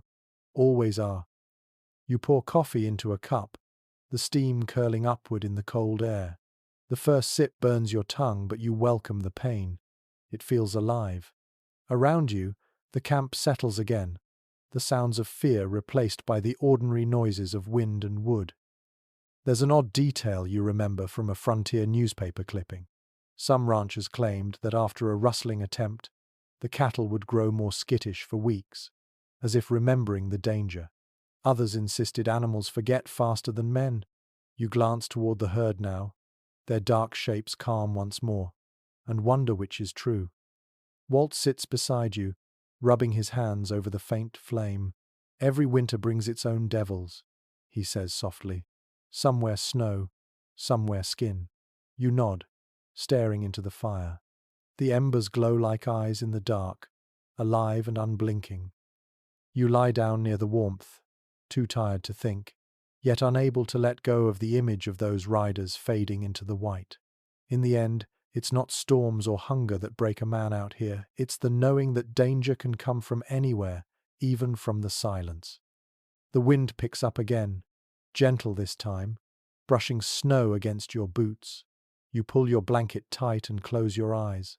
The fire hums softly beside you, its warmth small but steady. For now, the herd is safe. That is enough. The next morning brings a pale sun that barely touches the land. The snow shines in brittle light, and the quiet feels heavier than usual, as if the world is holding its breath after the night's tension. You sit by the fire, rubbing your hands together, feeling the sting of returning warmth. The coffee in your cup has gone cold, but you sip it anyway, grateful for something familiar. The rustlers have not returned, yet a strange unease lingers. The men work slower, speaking less. The sound of hammering as you repair the fence rings sharp in the still air. Walt mutters about keeping watch tonight, though he does not sound convinced that watchfulness can stop fate. When work is done, you wander a little from camp, following the frozen creek downstream. The surface is smooth and white, but you can hear water moving faintly beneath, whispering through cracks. The sound is strangely human. You stop by a clump of bare cottonwoods and tilt your head back. The branches reach upward like dark ribs against the sky. Out here, you start to notice signs in everything. The way a crow circles before a storm. The way your horse lifts its head moments before the wind shifts. Cowboys of the old frontier often spoke of omens. One trail hand wrote that frost forming on a rope meant bad luck, while frost on a saddle promised safety. Another swore that if the fire smoked toward the north, a storm would come by morning. You find yourself watching such things now, searching for patterns. It is not superstition exactly. It feels like listening to the land's quiet language. Walt once told you that every cowboy believed in something, even if it was only his own luck. He claimed luck was like a trail companion. It walked beside you until the day it didn't. You think of that while staring at the faint clouds gathering far off to the west. In the evenings, the talk sometimes drifts toward faith. Some men speak of church, others of fate, and a few simply keep silent. Religion out here is less about rules and more about rhythm, the rising of the sun, the coming of snow, the return of light after long nights. You don't pray often, but sometimes, when the cold bites too hard, you whisper a word or two into the air. You are not sure who you are talking to, but it helps. A curious story floats among cowhands about a preacher who traveled with a cattle drive one winter, claiming he could calm storms through prayer. The men laughed until a blizzard stopped short of their camp that night. Some said it was coincidence. Others swore the man had power. Whatever the truth, no one joked about prayer again. You crouch by the creek, pick up a small piece of ice, and hold it to the light. Inside the clear surface, A bubble of air shimmers like a tiny trapped star. For some reason, it makes you think of hope, the kind that survives even when there is no reason it should. When you return to camp, the sky has deepened to violet. Sam is sitting by the fire, a scrap of paper in his hands. "Writing again?" you ask. He nods. "To my mother this time. Not sure it'll ever reach her, but it feels right to write it anyway." You sit beside him, the warmth from the fire brushing your face. There's something sacred about these small acts. Historians studying the frontier often note that cowboys carried faith in quiet forms. A letter tucked in a coat, a lucky coin, a cross carved into a saddle horn. Belief took whatever shape a man could carry. You touch the small wooden charm in your pocket, carved years ago by your father. It has no power, yet you keep it close all the same. The fire crackles, and sparks drift upward into the dimming air. Walt tells a story about a time he followed a strange light across the plains, something glowing faintly above the snow. He claims it led him to a lost calf that would have frozen before morning. The others tease him gently, but you can tell by the way he speaks that he truly believes it happened. Maybe it did. Out here, the line between miracle and luck is thin. You stretch your legs toward the fire and let your eyes wander up to the stars. They seem closer tonight, sharp and endless. The same stars watched over every man who rode these plains before you, and they'll outlast you too. The thought isn't sad. It's grounding. You're part of something vast and old, something that doesn't need to explain itself. A few minutes later, the wind picks up again, carrying the faint scent of snow and pine. You tighten your blanket and listen. The horses shuffle, their hooves crunching softly. Somewhere in the dark, a lone coyote calls, its voice long and hollow. It sounds almost like a hymn. You glance at the fire once more. Its glow reflects in the eyes of the men around it, each lost in his own thoughts. Maybe faith, in the end, is not about churches or books. Maybe it's the quiet decision to light a flame even when the wind keeps trying to take it. You whisper to no one in particular. Let it hold through the night. Then you lie back, your head resting on your saddle, and stare up until the stars blur into a soft, silver haze. For the first time in a long while, you sleep without dreams. The snow does not stop for 3 days. It falls in soft, relentless silence, layer upon layer, until the landscape disappears beneath it. The camp shrinks to a small circle of firelight surrounded by white walls. You no longer bother to count the hours. Time dissolves into light and shadow. Every sound, the hiss of the fire, the creak of a saddle, the quiet shifting of the herd feels magnified in the stillness. You wake before dawn, your breath clouding in the dark.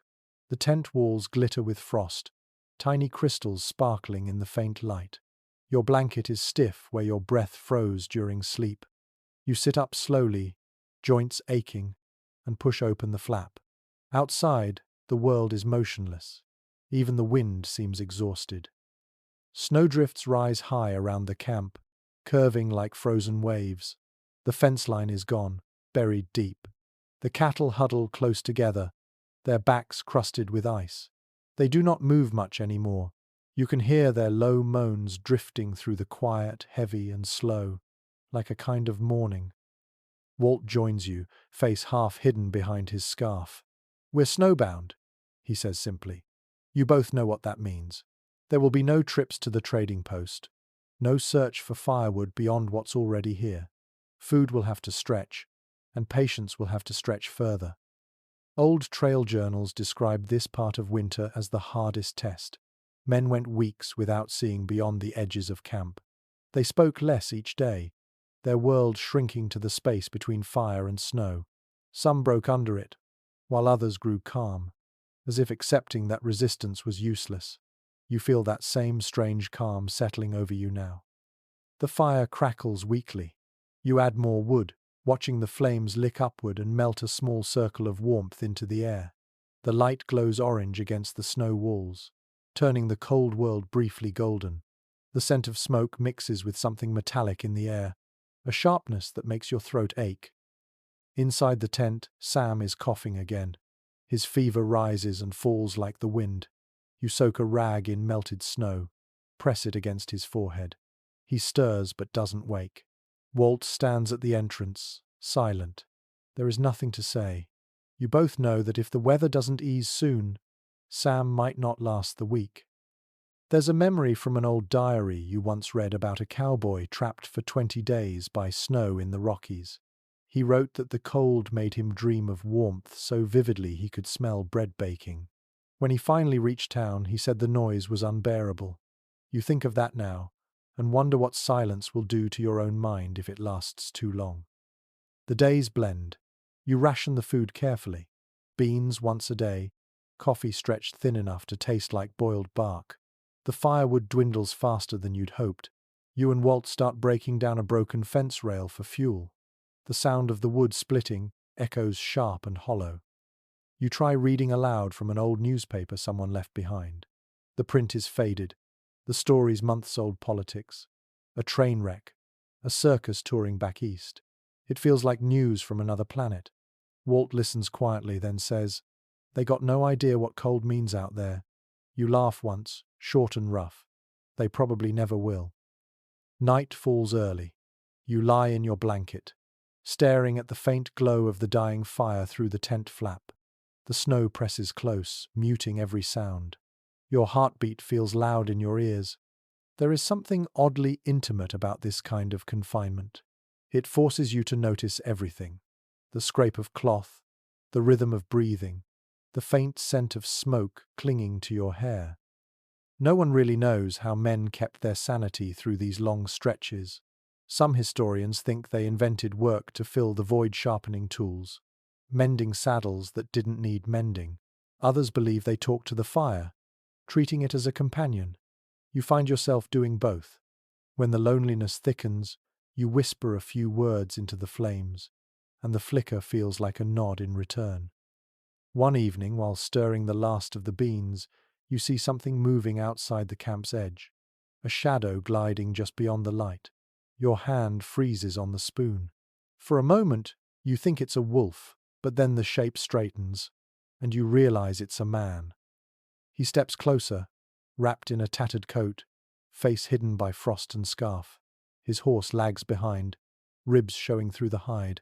Walt stands and reaches for his rifle, but the man lifts a shaking hand. "Peace," he says hoarsely.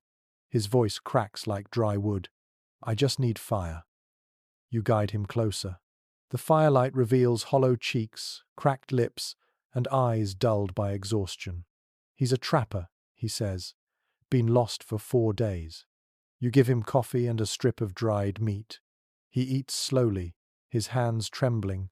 The warmth begins to return to his face. When he speaks again, his voice is steadier.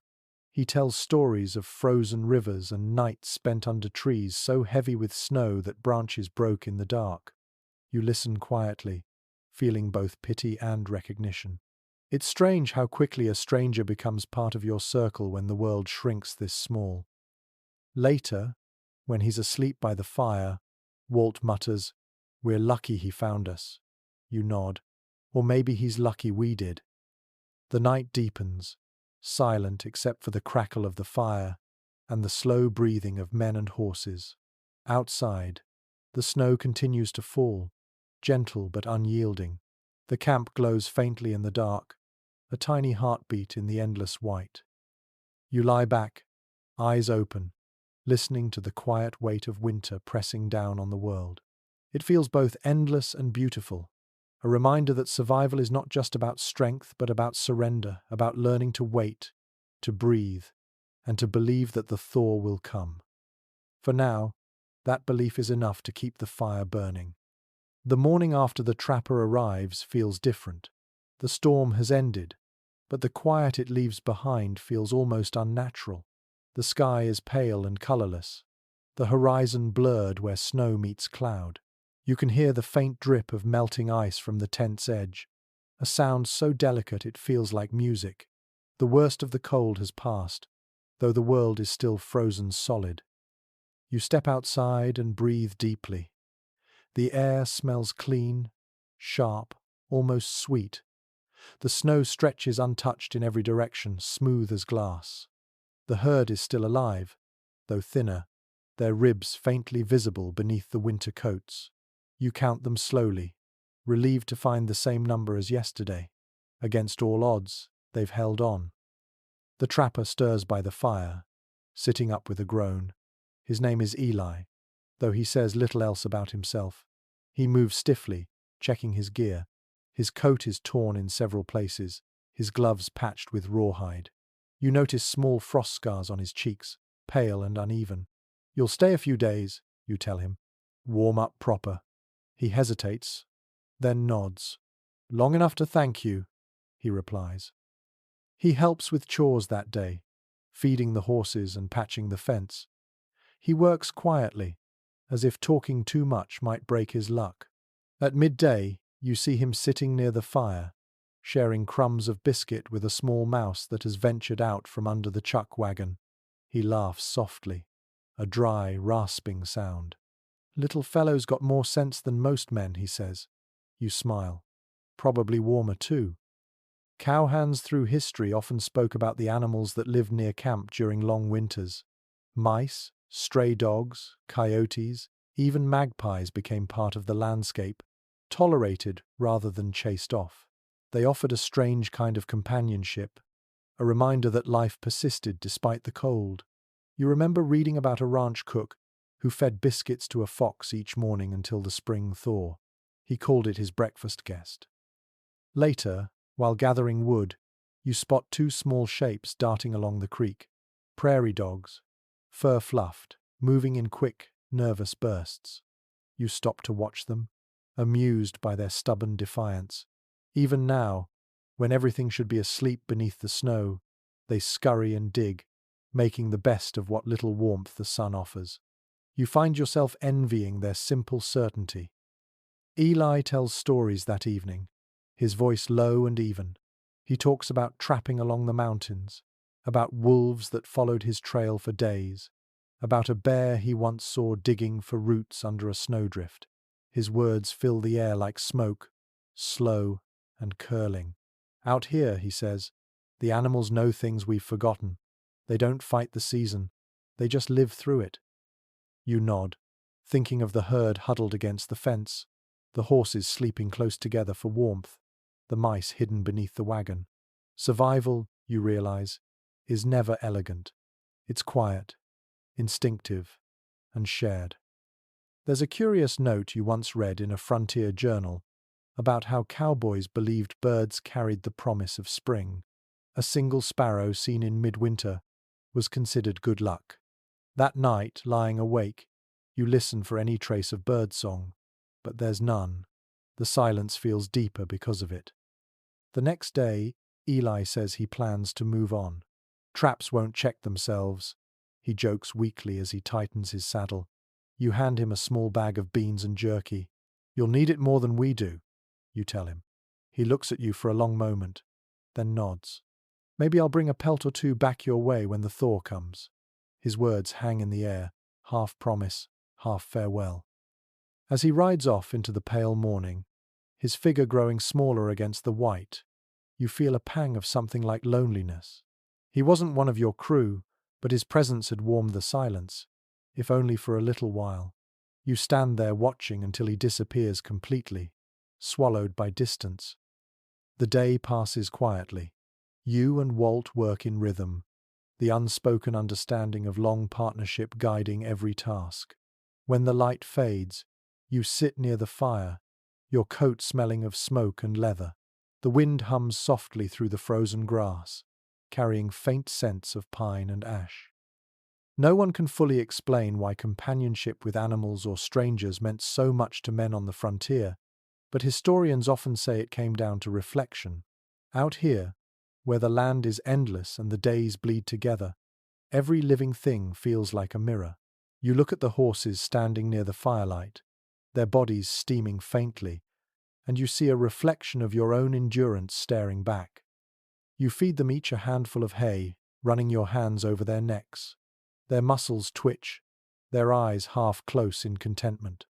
The herd settles soon after, a low chorus of breathing rising into the night. You sit beside the dying fire, the mouse from earlier darting near your boot to steal a crumb. You leave it there on purpose. When you finally lie down, the stars shine brighter than they have in weeks, cold and perfect. Somewhere out there, Eli is riding under the same sky.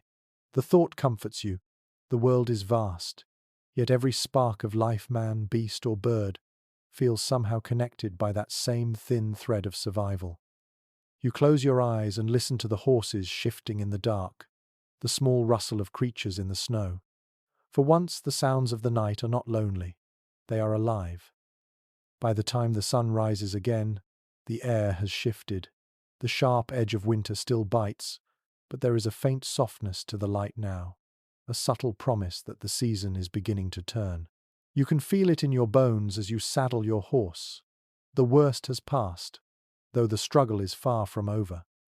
Today, you ride toward the trading post.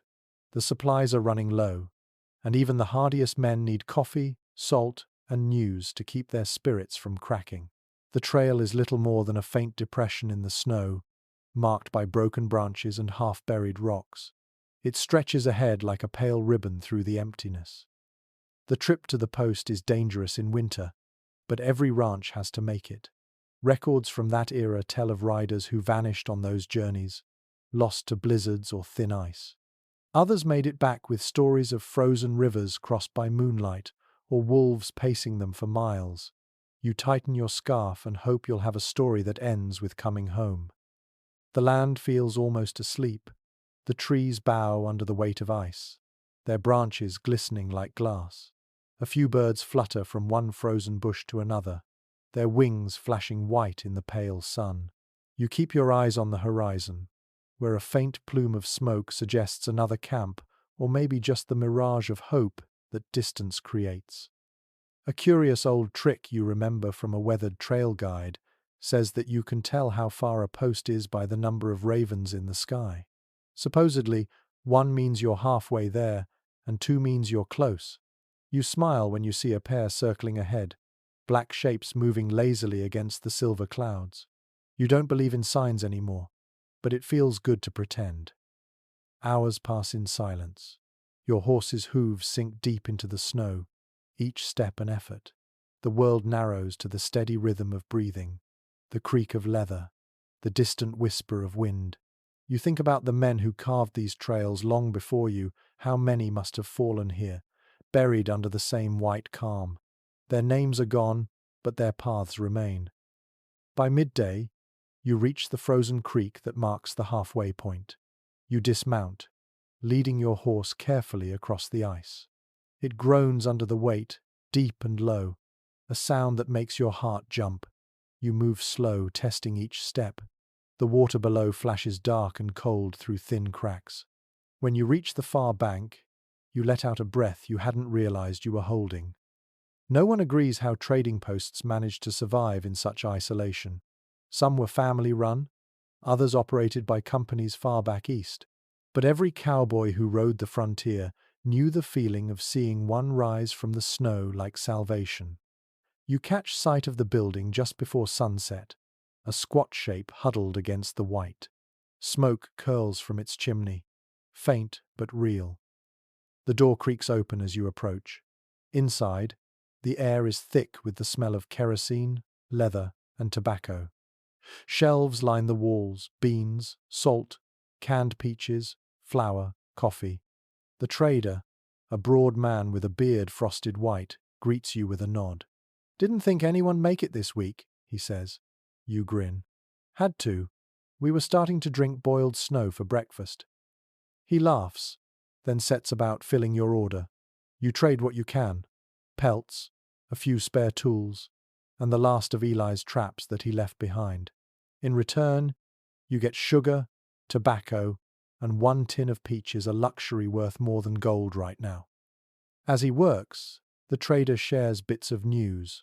A train derailed 2 towns east, a new telegraph line being built, talk of spring cattle drives starting early this year. The sound of his voice feels strange after so many days of silence. You could listen for hours. He offers you a place to sleep, but you shake your head. "The herd won't wait," you tell him. He understands. Every man out here does. You take one last look around the small store, soaking in the light, the warmth, the faint murmur of a clock ticking on the wall. It feels like civilization, fragile and far away. When you ride back out into the cold, the sun has already dipped below the ridge. The sky glows faintly pink, and the snow sparkles like crushed glass. The supplies clink softly in your saddlebags. You take one of the tins of coffee and tuck it close to your chest for warmth. It feels almost alive against you. There's something humbling about returning along the same trail. It looks different now, though nothing has changed. Maybe it's you who's changed. Your eyes clearer after the brief taste of comfort. You feel both smaller and stronger at once. Halfway back, you stop to rest your horse near the creek. The water murmurs faintly beneath the ice. You pour a little from your flask, take a sip, and whisper to the night, almost there. The wind carries your words away, but you imagine they find their way to camp. Historians sometimes write that trading trips were lifelines not just for supplies, but for hope. The ride reminded men that the world extended beyond the snow, that there were still other voices, other fires burning somewhere out there. You feel that now the faint but real pulse of life threading through the frozen silence. By the time you see the first flicker of your campfire in the distance, exhaustion has settled deep into your limbs. Walt's figure moves near the light, small but unmistakable. You raise your hand in greeting, too tired to call out. He waves back, grinning, and the sight fills you with warmth that coffee alone could never match. When you finally sit by the fire, the men gather close to see what you've brought. You pass around the tin of peaches like it's treasure. Sam's eyes brighten for the first time in weeks. You all eat together, sharing laughter that feels almost new again. The taste is sweet, sharp, and fleeting, but for a few moments, it feels like spring has already begun. The morning after the trading trip feels easier. The cold still bites, but it has softened just enough to let sound travel farther. You can hear the herd shifting across the valley, their calls carrying clear through the thin air. The fire smokes lazily, and the smell of new coffee fills the camp. For the first time in weeks, there's a flicker of normal rhythm again. You sit by the fire with Walt and Sam, each man holding a tin cup close to the heat. The tin of peaches is long gone, but the memory of its sweetness lingers like a shared secret. The mood is lighter now, the kind that makes conversation drift towards stories rather than survival. Walt stirs his coffee with a stick. "Remember old Crowley?" he asks suddenly. Sam chuckles, his voice rough. "The one who used to wear 2 coats in summer?" Walt nods. "That's the one. He said a man should never winter alone unless he was ready to start talking to ghosts." You smile at that, because you know what he means. After months of fighting storms and silence, companionship feels sacred. Historians who wrote about ranch life often mentioned how tightly crews bonded through winters. Out here, friendships weren't born of shared hobbies or opinions. They came from shared endurance. You trusted the man beside you not because you liked him, but because you needed him. It's an odd kind of brotherhood. There are arguments, sometimes fierce ones, over rations or horses or who gets the first watch, but they never last long. The land doesn't leave room for grudges. The cold teaches forgiveness faster than any sermon. Sam laughs quietly. "Guess that's why we don't kill each other." Walt smirks. "Speak for yourself." The fire crackles, sending sparks up into the pale light. The teasing feels good. It makes the camp sound alive again. You think about how these bonds form without anyone meaning them to. Letters from drovers often describe their partners in simple words: good hand, steady, won't quit in a storm. Praise was rare, but when it came, it meant more than anything else. You glance around the camp and realize that even with the cold, the hunger, and the loneliness, there's comfort in this small circle of men. A curious note from an old diary comes to mind. One cowboy wrote that he could tell when a man would survive winter by the way he shared his coffee. Generous men lived longer, he claimed, because generosity built warmth the fire couldn't. You remember that as you hand Sam the last of the pot without being asked. He nods once, and no words are needed. Later, while checking the herd, you and Walt ride side by side, the snow crunching beneath the horses. The sun is weak but steady, painting the drifts in silver light. The herd moves slower now, conserving energy, their hides thick with frost. You work in silence for a long while, each understanding the other's pace without speaking. Out here, communication isn't talk, it's small gestures, a raised hand, a tilt of the head, a soft whistle to move the cattle. You and Walt move together like parts of one machine. It's not friendship in the usual sense, it's deeper, quieter. Researchers studying frontier crews often describe this as a functional intimacy. Men who rarely spoke learned each other's thoughts through motion and habit.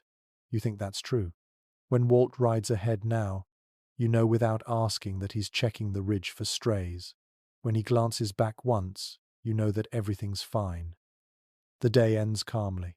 You return to camp and share a supper of beans, bacon grease, and laughter.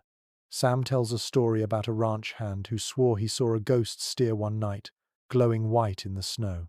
Said it was the spirit of a lost herd, Sam says with a grin. Walt chuckles. Probably just moonlight on a fence post. You laugh with them, but secretly, you hope such a thing exists. The world feels kinder with mysteries in it. As night deepens, you sit a little apart, watching the fire die down. The others have drifted to sleep, their breathing slow and steady beneath their blankets. The quiet between you is not loneliness now, it's trust, the kind built from long hours and shared hardship. There's a quote from an old ranch record that comes to mind. You can always tell the measure of a man by who he rides winter with. You look around at your companions and realize you've been measuring yourself too. The winter has taken much, but it's also revealed something you hadn't noticed before. A calm strength, a patience you never had when life was easier. You stand and walk to the edge of the camp. The moon hangs low, pale and wide, bathing everything in soft light. The snow sparkles like tiny mirrors, and your shadow stretches long across it. Behind you, the fire flickers faintly, marking the center of a world that now feels small but complete. For a moment, you think of spring, of the sound of rivers running free again, of green grass and open trails. But then you stop. This silence, this company, even the endless white, it has its own kind of beauty. You understand now why some men never returned east. The land might be harsh, but it's honest, and the people who survive it are bound by that honesty forever. You turn back toward the fire, settling down beside your sleeping crew. The stars are bright above, the air still, and for once you don't feel like the cold is your enemy. It feels like part of you, a companion that shaped the bond between every living thing in this frozen world. You close your eyes, the warmth of the fire brushing your face, and think quietly, we've made it this far together. The thought lingers like a lullaby. Then sleep takes you, soft and dreamless. The next morning dawns in faint gold. The sun rises low and hazy over the white horizon, painting everything with the color of old brass.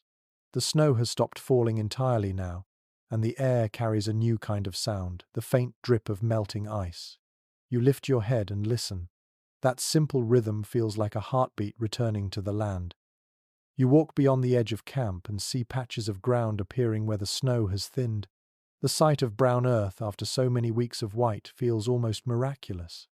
You crouch and run a gloved hand over the frozen soil. It's still hard as stone, but you can sense the life waiting underneath, asleep and patient. Walt joins you, hands in his coat pockets. Hear that?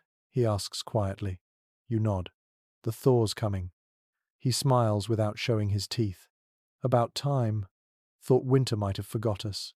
The idea makes you laugh, but a part of you wonders if winter ever really leaves. In letters from old trail riders, the first thaw was often described with reverence. Men wrote about the smell of wet earth, about the sound of snow sliding off roofs, about how the horses seemed to breathe easier. It wasn't just weather changing, it was spirit returning. You feel that same energy now, faint but undeniable. Sam steps out of the tent, coughing lightly but standing on his own. His color is better, and his eyes look brighter. "Smells like mud," he says, grinning. You grin back. "Best smell in the world right now." The cattle are moving more freely, shaking ice from their coats. A few begin to graze where grass peeks through. You feel a swell of quiet pride seeing them alive after so many storms. You think of every frozen morning, every desperate night by the fire, and realize how much of survival is built on small, stubborn choices. There's a curious phrase you once read in a rancher's journal. "The earth forgives itself each spring." You repeat it in your head as you watch the thaw spread across the plains. It feels true. The same land that froze your fingers and nearly broke your spirit now softens again, almost apologetic. By afternoon, the sound of dripping becomes a steady chorus. Water runs down from the ridge, forming rivulets that snake through the snow. You take your horse and ride slowly along the creek bed, careful not to sink into the melting drifts. The air is wet, heavy with the scent of pine and damp soil. You can hear the faint gurgle of the creek breaking free beneath the ice. As you ride, memories of the long winter drift through your mind, the night the wolves came, the storm that blinded you, the taste of burned coffee shared between friends. It feels distant now, almost dreamlike. The pain, the cold, the fear all softened by the knowledge that you endured. Historians sometimes write that the first thaw of the season marked more than a change in weather. It marked a return of sound and color. After months of silence, the world began speaking again. You can hear it now, the caw of a distant raven, the soft splash of melting snow dropping into puddles, the creak of branches as the ice slides off. The land is waking, and it feels like it's taking you with it. You stop by a small rise where the snow has melted enough to reveal tufts of dead grass. Dismounting, you crouch and pull a handful from the ground. It smells like dust and memory. You let it fall between your fingers, the wind catching it and carrying it away. An old superstition said that burning the first dry grass of spring brought luck for the next season. You strike a match and touch it to the tuft. The flame flares bright and brief, then vanishes. The scent of smoke lingers in the damp air, sweet and fleeting. You smile at the sight, not for the luck but for the symbolism of it, the small, golden fire against the fading white. By evening, the sky blushes with soft color, pink fading to blue. The air has changed texture. It's heavier, almost humid. Meltwater trickles beneath your boots as you walk back to camp. Walt is mending a strap, and Sam is stirring beans in the pot. Both look up when you arrive. "Feels different, doesn't it?" Sam says. You nod. "Like the world's remembering itself." Walt chuckles low. "Let's hope she remembers the grass too. Cattle can't live on mud." You sit near the fire, feeling the heat without shivering for the first time in months. The smell of beans and smoke fills the air, and the faint laughter of your crew mingles with the sound of melting snow. It's a quiet kind of joy, the kind that doesn't shout but settles deep. You remember reading somewhere that cowboys never truly trusted spring. They'd smile at the warmth but keep their coats close, waiting for the next cold wind. You understand that now. The thaw feels fragile, temporary, as if one breath from the north could erase it. But for tonight, you allow yourself to believe in it. The stars appear early, softer behind thin clouds. You lean back on your saddle, watching them glimmer through the mist. Each one looks closer now, as if the thaw has lifted some invisible wall between earth and sky. You close your eyes and listen to the slow dripping of snow melting from the trees. It's not silence anymore, it's rhythm, steady and alive. You whisper to yourself, "We made it." The words feel solid, like something earned. Somewhere out there, the land exhales too, and for the first time in months, the sound carries warmth. The thaw gives you a false sense of peace before the final test arrives. The day begins calm and mild, the sun rising like a pale coin over the horizon. You take it as a good sign, maybe too eagerly. The air smells wet and new, and for a few precious hours, everyone in camp dares to believe the worst is over. But by afternoon the light shifts, the wind sharpens, and you feel it, the storm returning for one last stand. You sense it first in the horses. They grow restless, tails flicking, nostrils flaring. The sky darkens, grey deepening to a heavy slate. You glance at Walt, and he's already watching the horizon. "It's not done with us yet," he says quietly. You don't answer. There's nothing to say.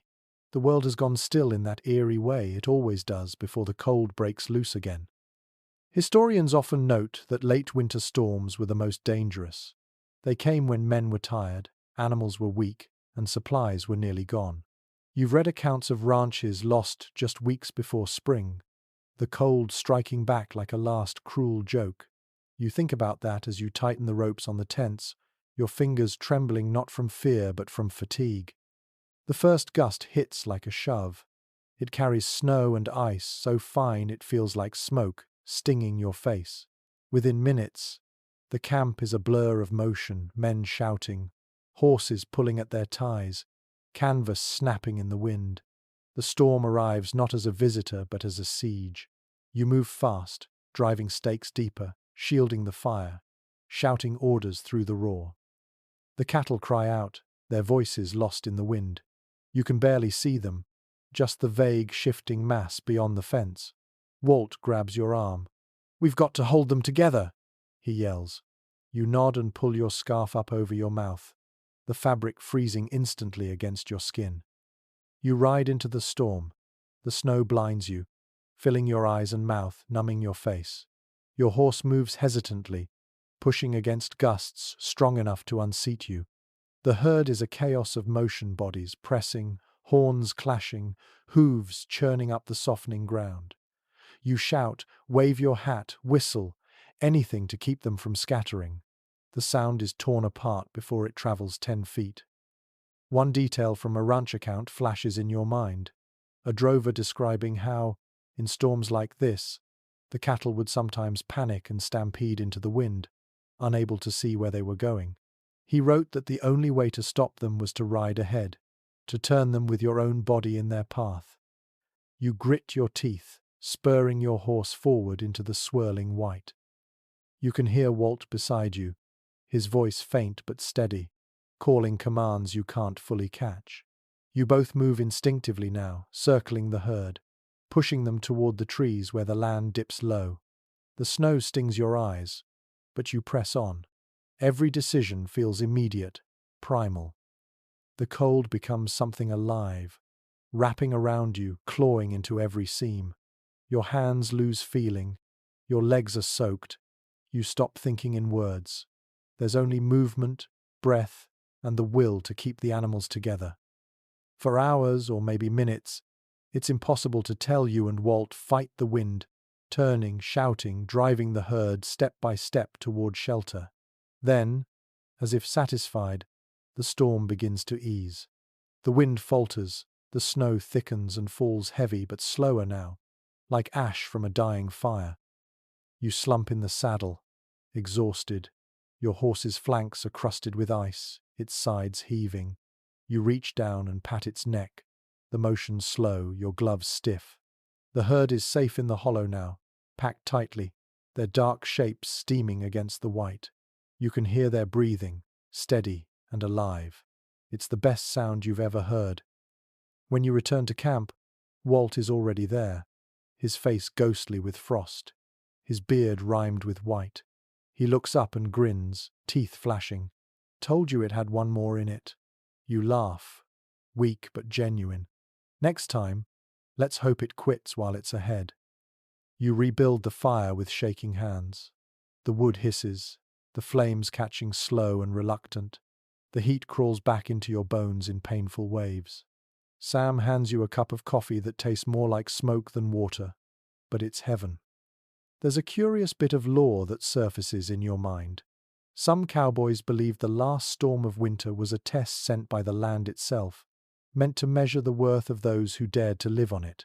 If they endured, they earned spring. If not, the earth reclaimed them quietly. You look at the flicker of flame, the herd breathing steady beyond the camp, and decide you've passed whatever test this was.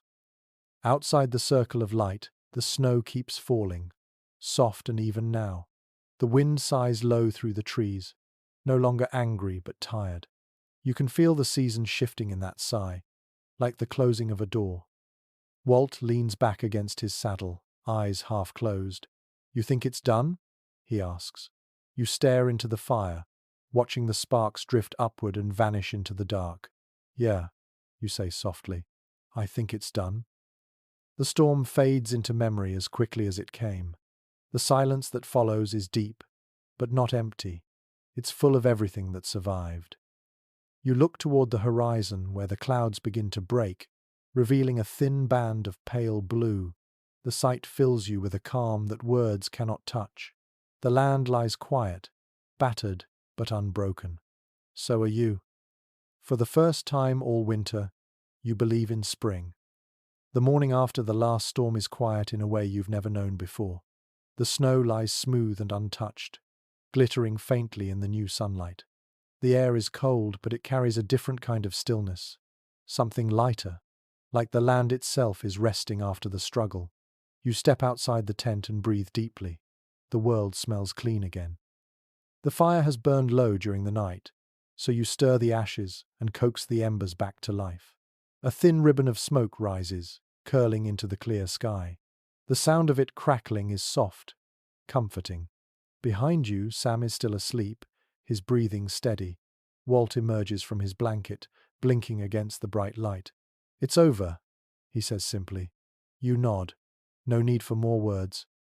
The cattle stand in small clusters, steam rising from their hides. They look stronger now, as if the storm itself toughened them. You walk among them, running a hand over a flank here, a muzzle there. The warmth under your glove feels like a heartbeat returning to the land. Letters from ranchers who survived the harsh winters of the 1800s often mention the first clear morning after the final storm. Some wrote that the silence was so deep it frightened them, as if nature had paused to take count of who was left. Others said it felt holy, like standing in a church made of air and light. You understand both feelings as you walk through the crisp morning haze. You find one of the old fence posts poking through the snow, the wire still holding. A small victory, but a real one. You think of every fence lost in blizzards, every tool buried and found again in spring, and you realize how much of cowboy life is just rebuilding what the winter tried to erase. By midday, the sun softens the top layer of snow, turning it to a thin sheen of water that reflects the sky. The horses stomp and snort, eager to move. You saddle up and ride along the ridge with Walt, scanning the horizon for movement.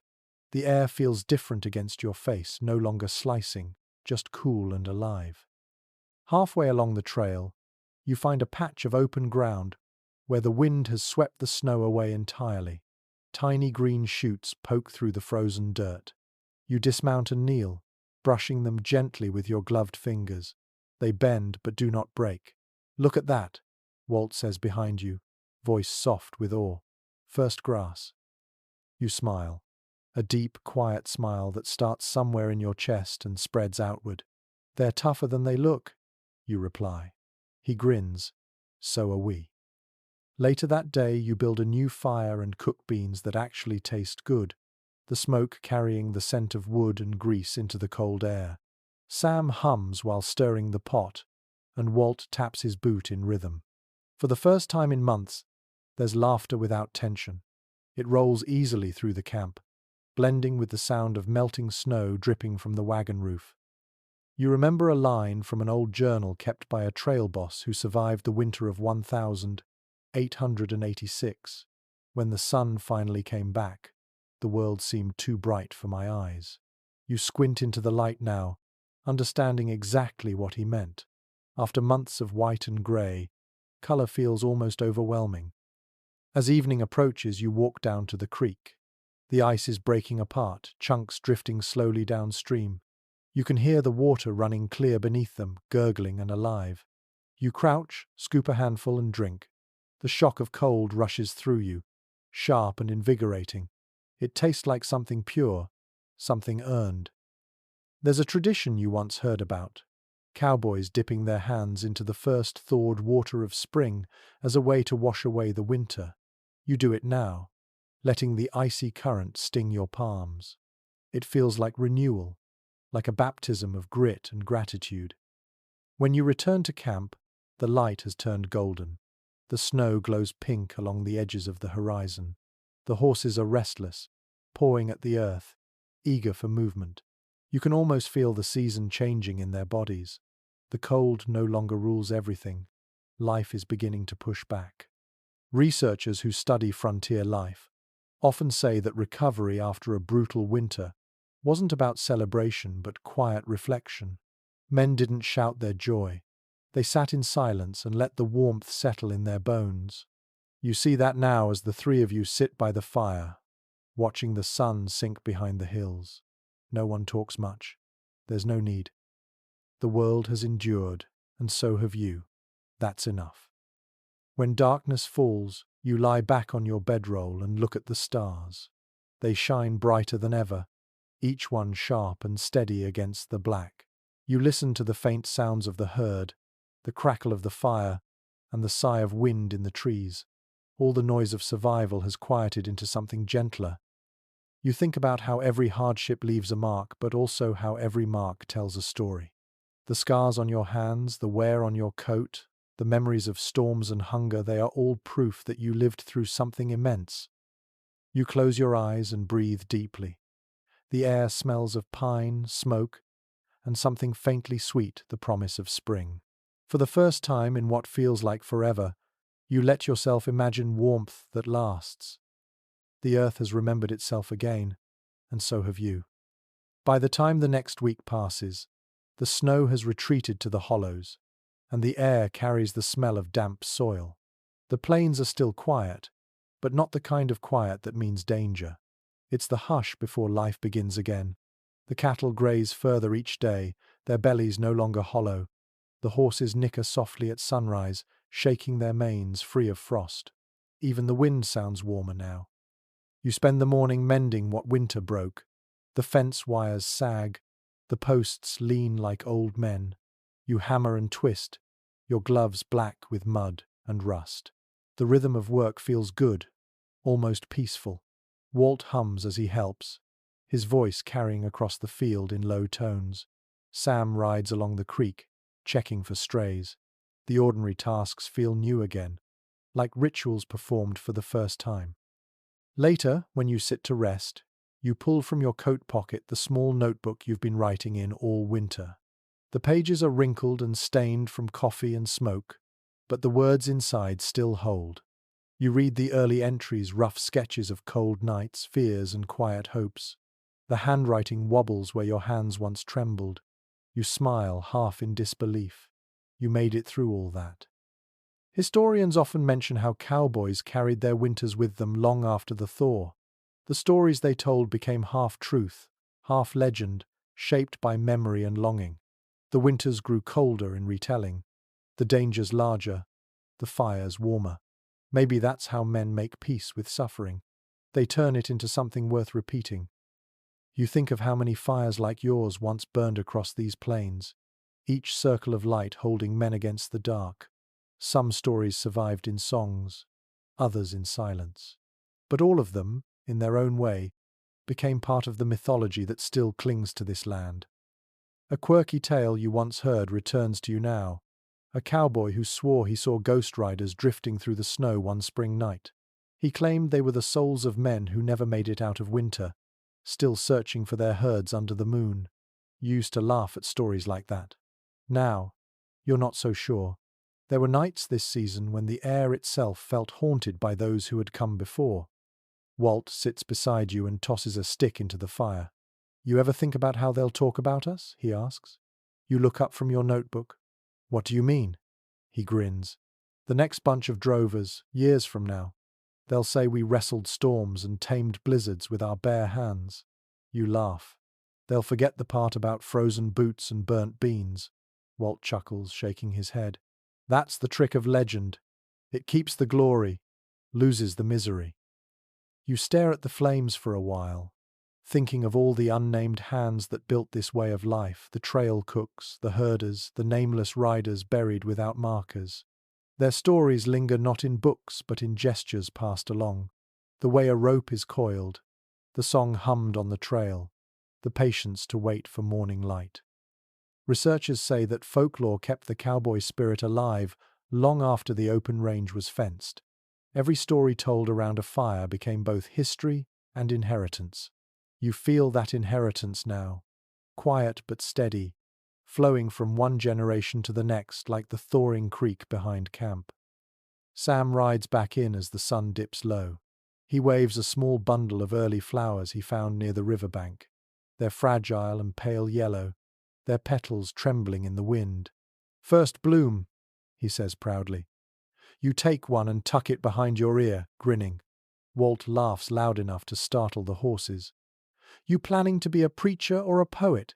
he teases. You shrug. "Maybe both." The laughter settles into easy silence. The sun sets slow, painting the sky in rose and amber. The snow glows faintly pink before fading to grey. You stare at it, feeling that old ache of wonder. The world keeps moving no matter how many winters it endures. When darkness comes, you and the others sit close to the fire. Sam begins to hum a tune you recognize from months ago, softer now, more hopeful. You join in without thinking. The harmonies blend with the crackle of the flames, the sound weaving through the cool night like a gentle thread. There's a line from a newspaper you once read that comes to mind. Cowboys were not born for comfort, but for endurance. You think it fits. The kind of endurance that survives not just storms but silence, not just hunger but memory. The stars rise again, clear and steady.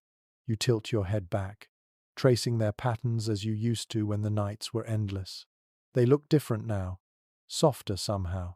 Maybe it's the air, or maybe it's you. You realize that the cold you've carried in your bones all season isn't just from weather, it's from the weight of time itself, from holding still in a world that never truly stops moving. You reach for your notebook and write one last line before closing it. We lived through the frozen days, and they lived through us. Walt glances over your shoulder and nods approvingly. "That's a good one," he says. You smile. "Might make a story someday." He pokes at the fire with a stick, sparks jumping into the night. "Then tell it right," he replies. "Make sure they remember the quiet parts." The final weeks of cold slip away like a long exhale. The snow shrinks into the shadows, the air warms with the scent of thawed soil, and the world begins to move again. You wake one morning to birdsong, faint but unmistakable. It catches you off guard. For months, the only music was the wind and the fire, and now this small, living sound feels like a miracle. You sit up slowly, smiling before you even realize you're doing it. The camp looks different under this new light. The drifts have melted into muddy patches, and grass shows through in soft streaks of green. The cattle wander further from the corral, no longer huddled together for warmth. The horses graze quietly, tails flicking lazily. Even the fire burns easier, its smoke rising straight into the blue sky instead of bending sideways in the wind. You stretch your arms and breathe deep. The air tastes cleaner, full of promise. For the first time since autumn, you can feel the sun's warmth on your face. You stand still, letting it soak into you until your skin tingles. Walt is already up, tightening the straps on the supply wagon. "We'll move soon," he says, his voice light. "Cattle can't stay penned forever."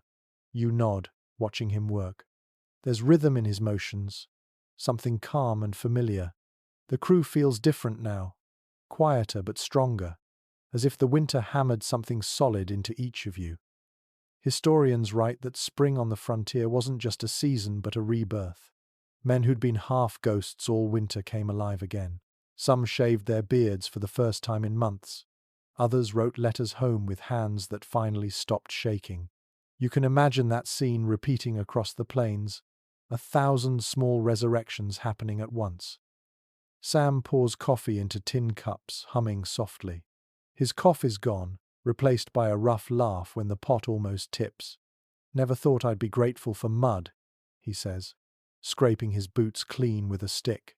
You grin. Mud means life. The herd moves easily now, their hooves sinking into the soft earth. You and Walt ride along the edges, guiding them toward open range. The air hums with insects, faint but rising. You can almost taste spring, sharp and sweet like wet grass. An old frontier song you once heard drifts through your mind. When the snow gives way, the heart forgives. You hum the tune under your breath, feeling the truth in it. Winter was hard, but it carved something lasting in you. The cold stripped away everything unnecessary until only the essentials remained: fire, food, breath, and the bond between living things. You pause on a ridge overlooking the plains. The view stretches for miles, puddles glinting like mirrors, patches of green breaking through, clouds moving slow and white across the open sky. Below, the herd grazes in lazy lines. The world looks new again, though it's the same land that nearly broke you. That's the strange magic of survival. It makes the familiar feel sacred. Walt rides up beside you. You know, he says, squinting into the sunlight, one day folks will forget how cold it got. They'll tell stories, but they won't feel it like we did. You nod. Maybe that's the point. You live it once, so others don't have to. He smiles. Maybe so. Still, I hope they remember the fire. As the day fades, the camp settles near a stream that runs clear for the first time in months. The sound of it flowing fills the air with peace. You sit by the water, washing your hands, watching the current carry tiny bits of ice away. Each piece drifts for a while before melting completely, disappearing without a trace. It feels like the perfect image of the season ending. You pull out your notebook again and add a final entry. The pencil moves slow, steady. Winter took everything it could, but it gave something back too. It taught patience. It taught stillness. It taught that warmth matters most when you've had to earn it. You close the notebook and set it aside, staring at the reflection of the sky in the water. It wavers gently, clouds moving across it like slow ghosts. That night, the three of you sit close to the fire one last time. Sam plays his harmonica, the same tune he played back in the hardest weeks. But it sounds different now, lighter, warmer, more like a farewell than a plea. Walt pours the last of the coffee, lifting his cup toward the flames. "To the living," he says. You raise yours in reply. "And to the winter that made us." The fire crackles, sending sparks up into the dark. Around you, the world is alive again. The wind smells of pine and damp earth. The stars glow steady and calm. You lie back, feeling the warmth fade gently from your face. Spring has come at last. You know it not just by sight or sound, but by the weight that has lifted from your chest. The cold may return someday, but you'll remember this: the laughter, the thaw, the small triumphs that stitched one long, hard season into something worth keeping. The fire hums quietly beside you. Your heartbeat slows. The night softens. You close your eyes, smiling. The world is warm again. The story fades now, as softly as a trail dissolving into morning light. The fire has burned to ash, and the sky above it stretches wide and silver. You lie still, wrapped in the quiet that follows endurance. The cold has gone, but its memory lingers in the gentlest way, reminding you of everything that was overcome. The plains breathe slowly. You can hear the faint rustle of grass, the distant murmur of water returning to life. The stars overhead seem closer, softer, their light no longer sharp but tender. The land feels calm, at peace, as if it too has earned its rest.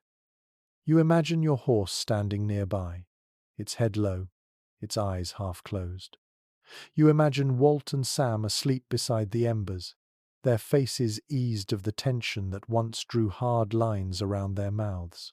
You can almost hear Sam's harmonica, fading to a single long note that drifts into silence. The wind that moves through the camp is warm now. It touches your cheek like a farewell. You breathe in slowly, feeling the rhythm of the plains settle into your heartbeat. There's nothing left to fight, nothing left to fear, only the deep, quiet satisfaction of having endured. Let the world around you dim.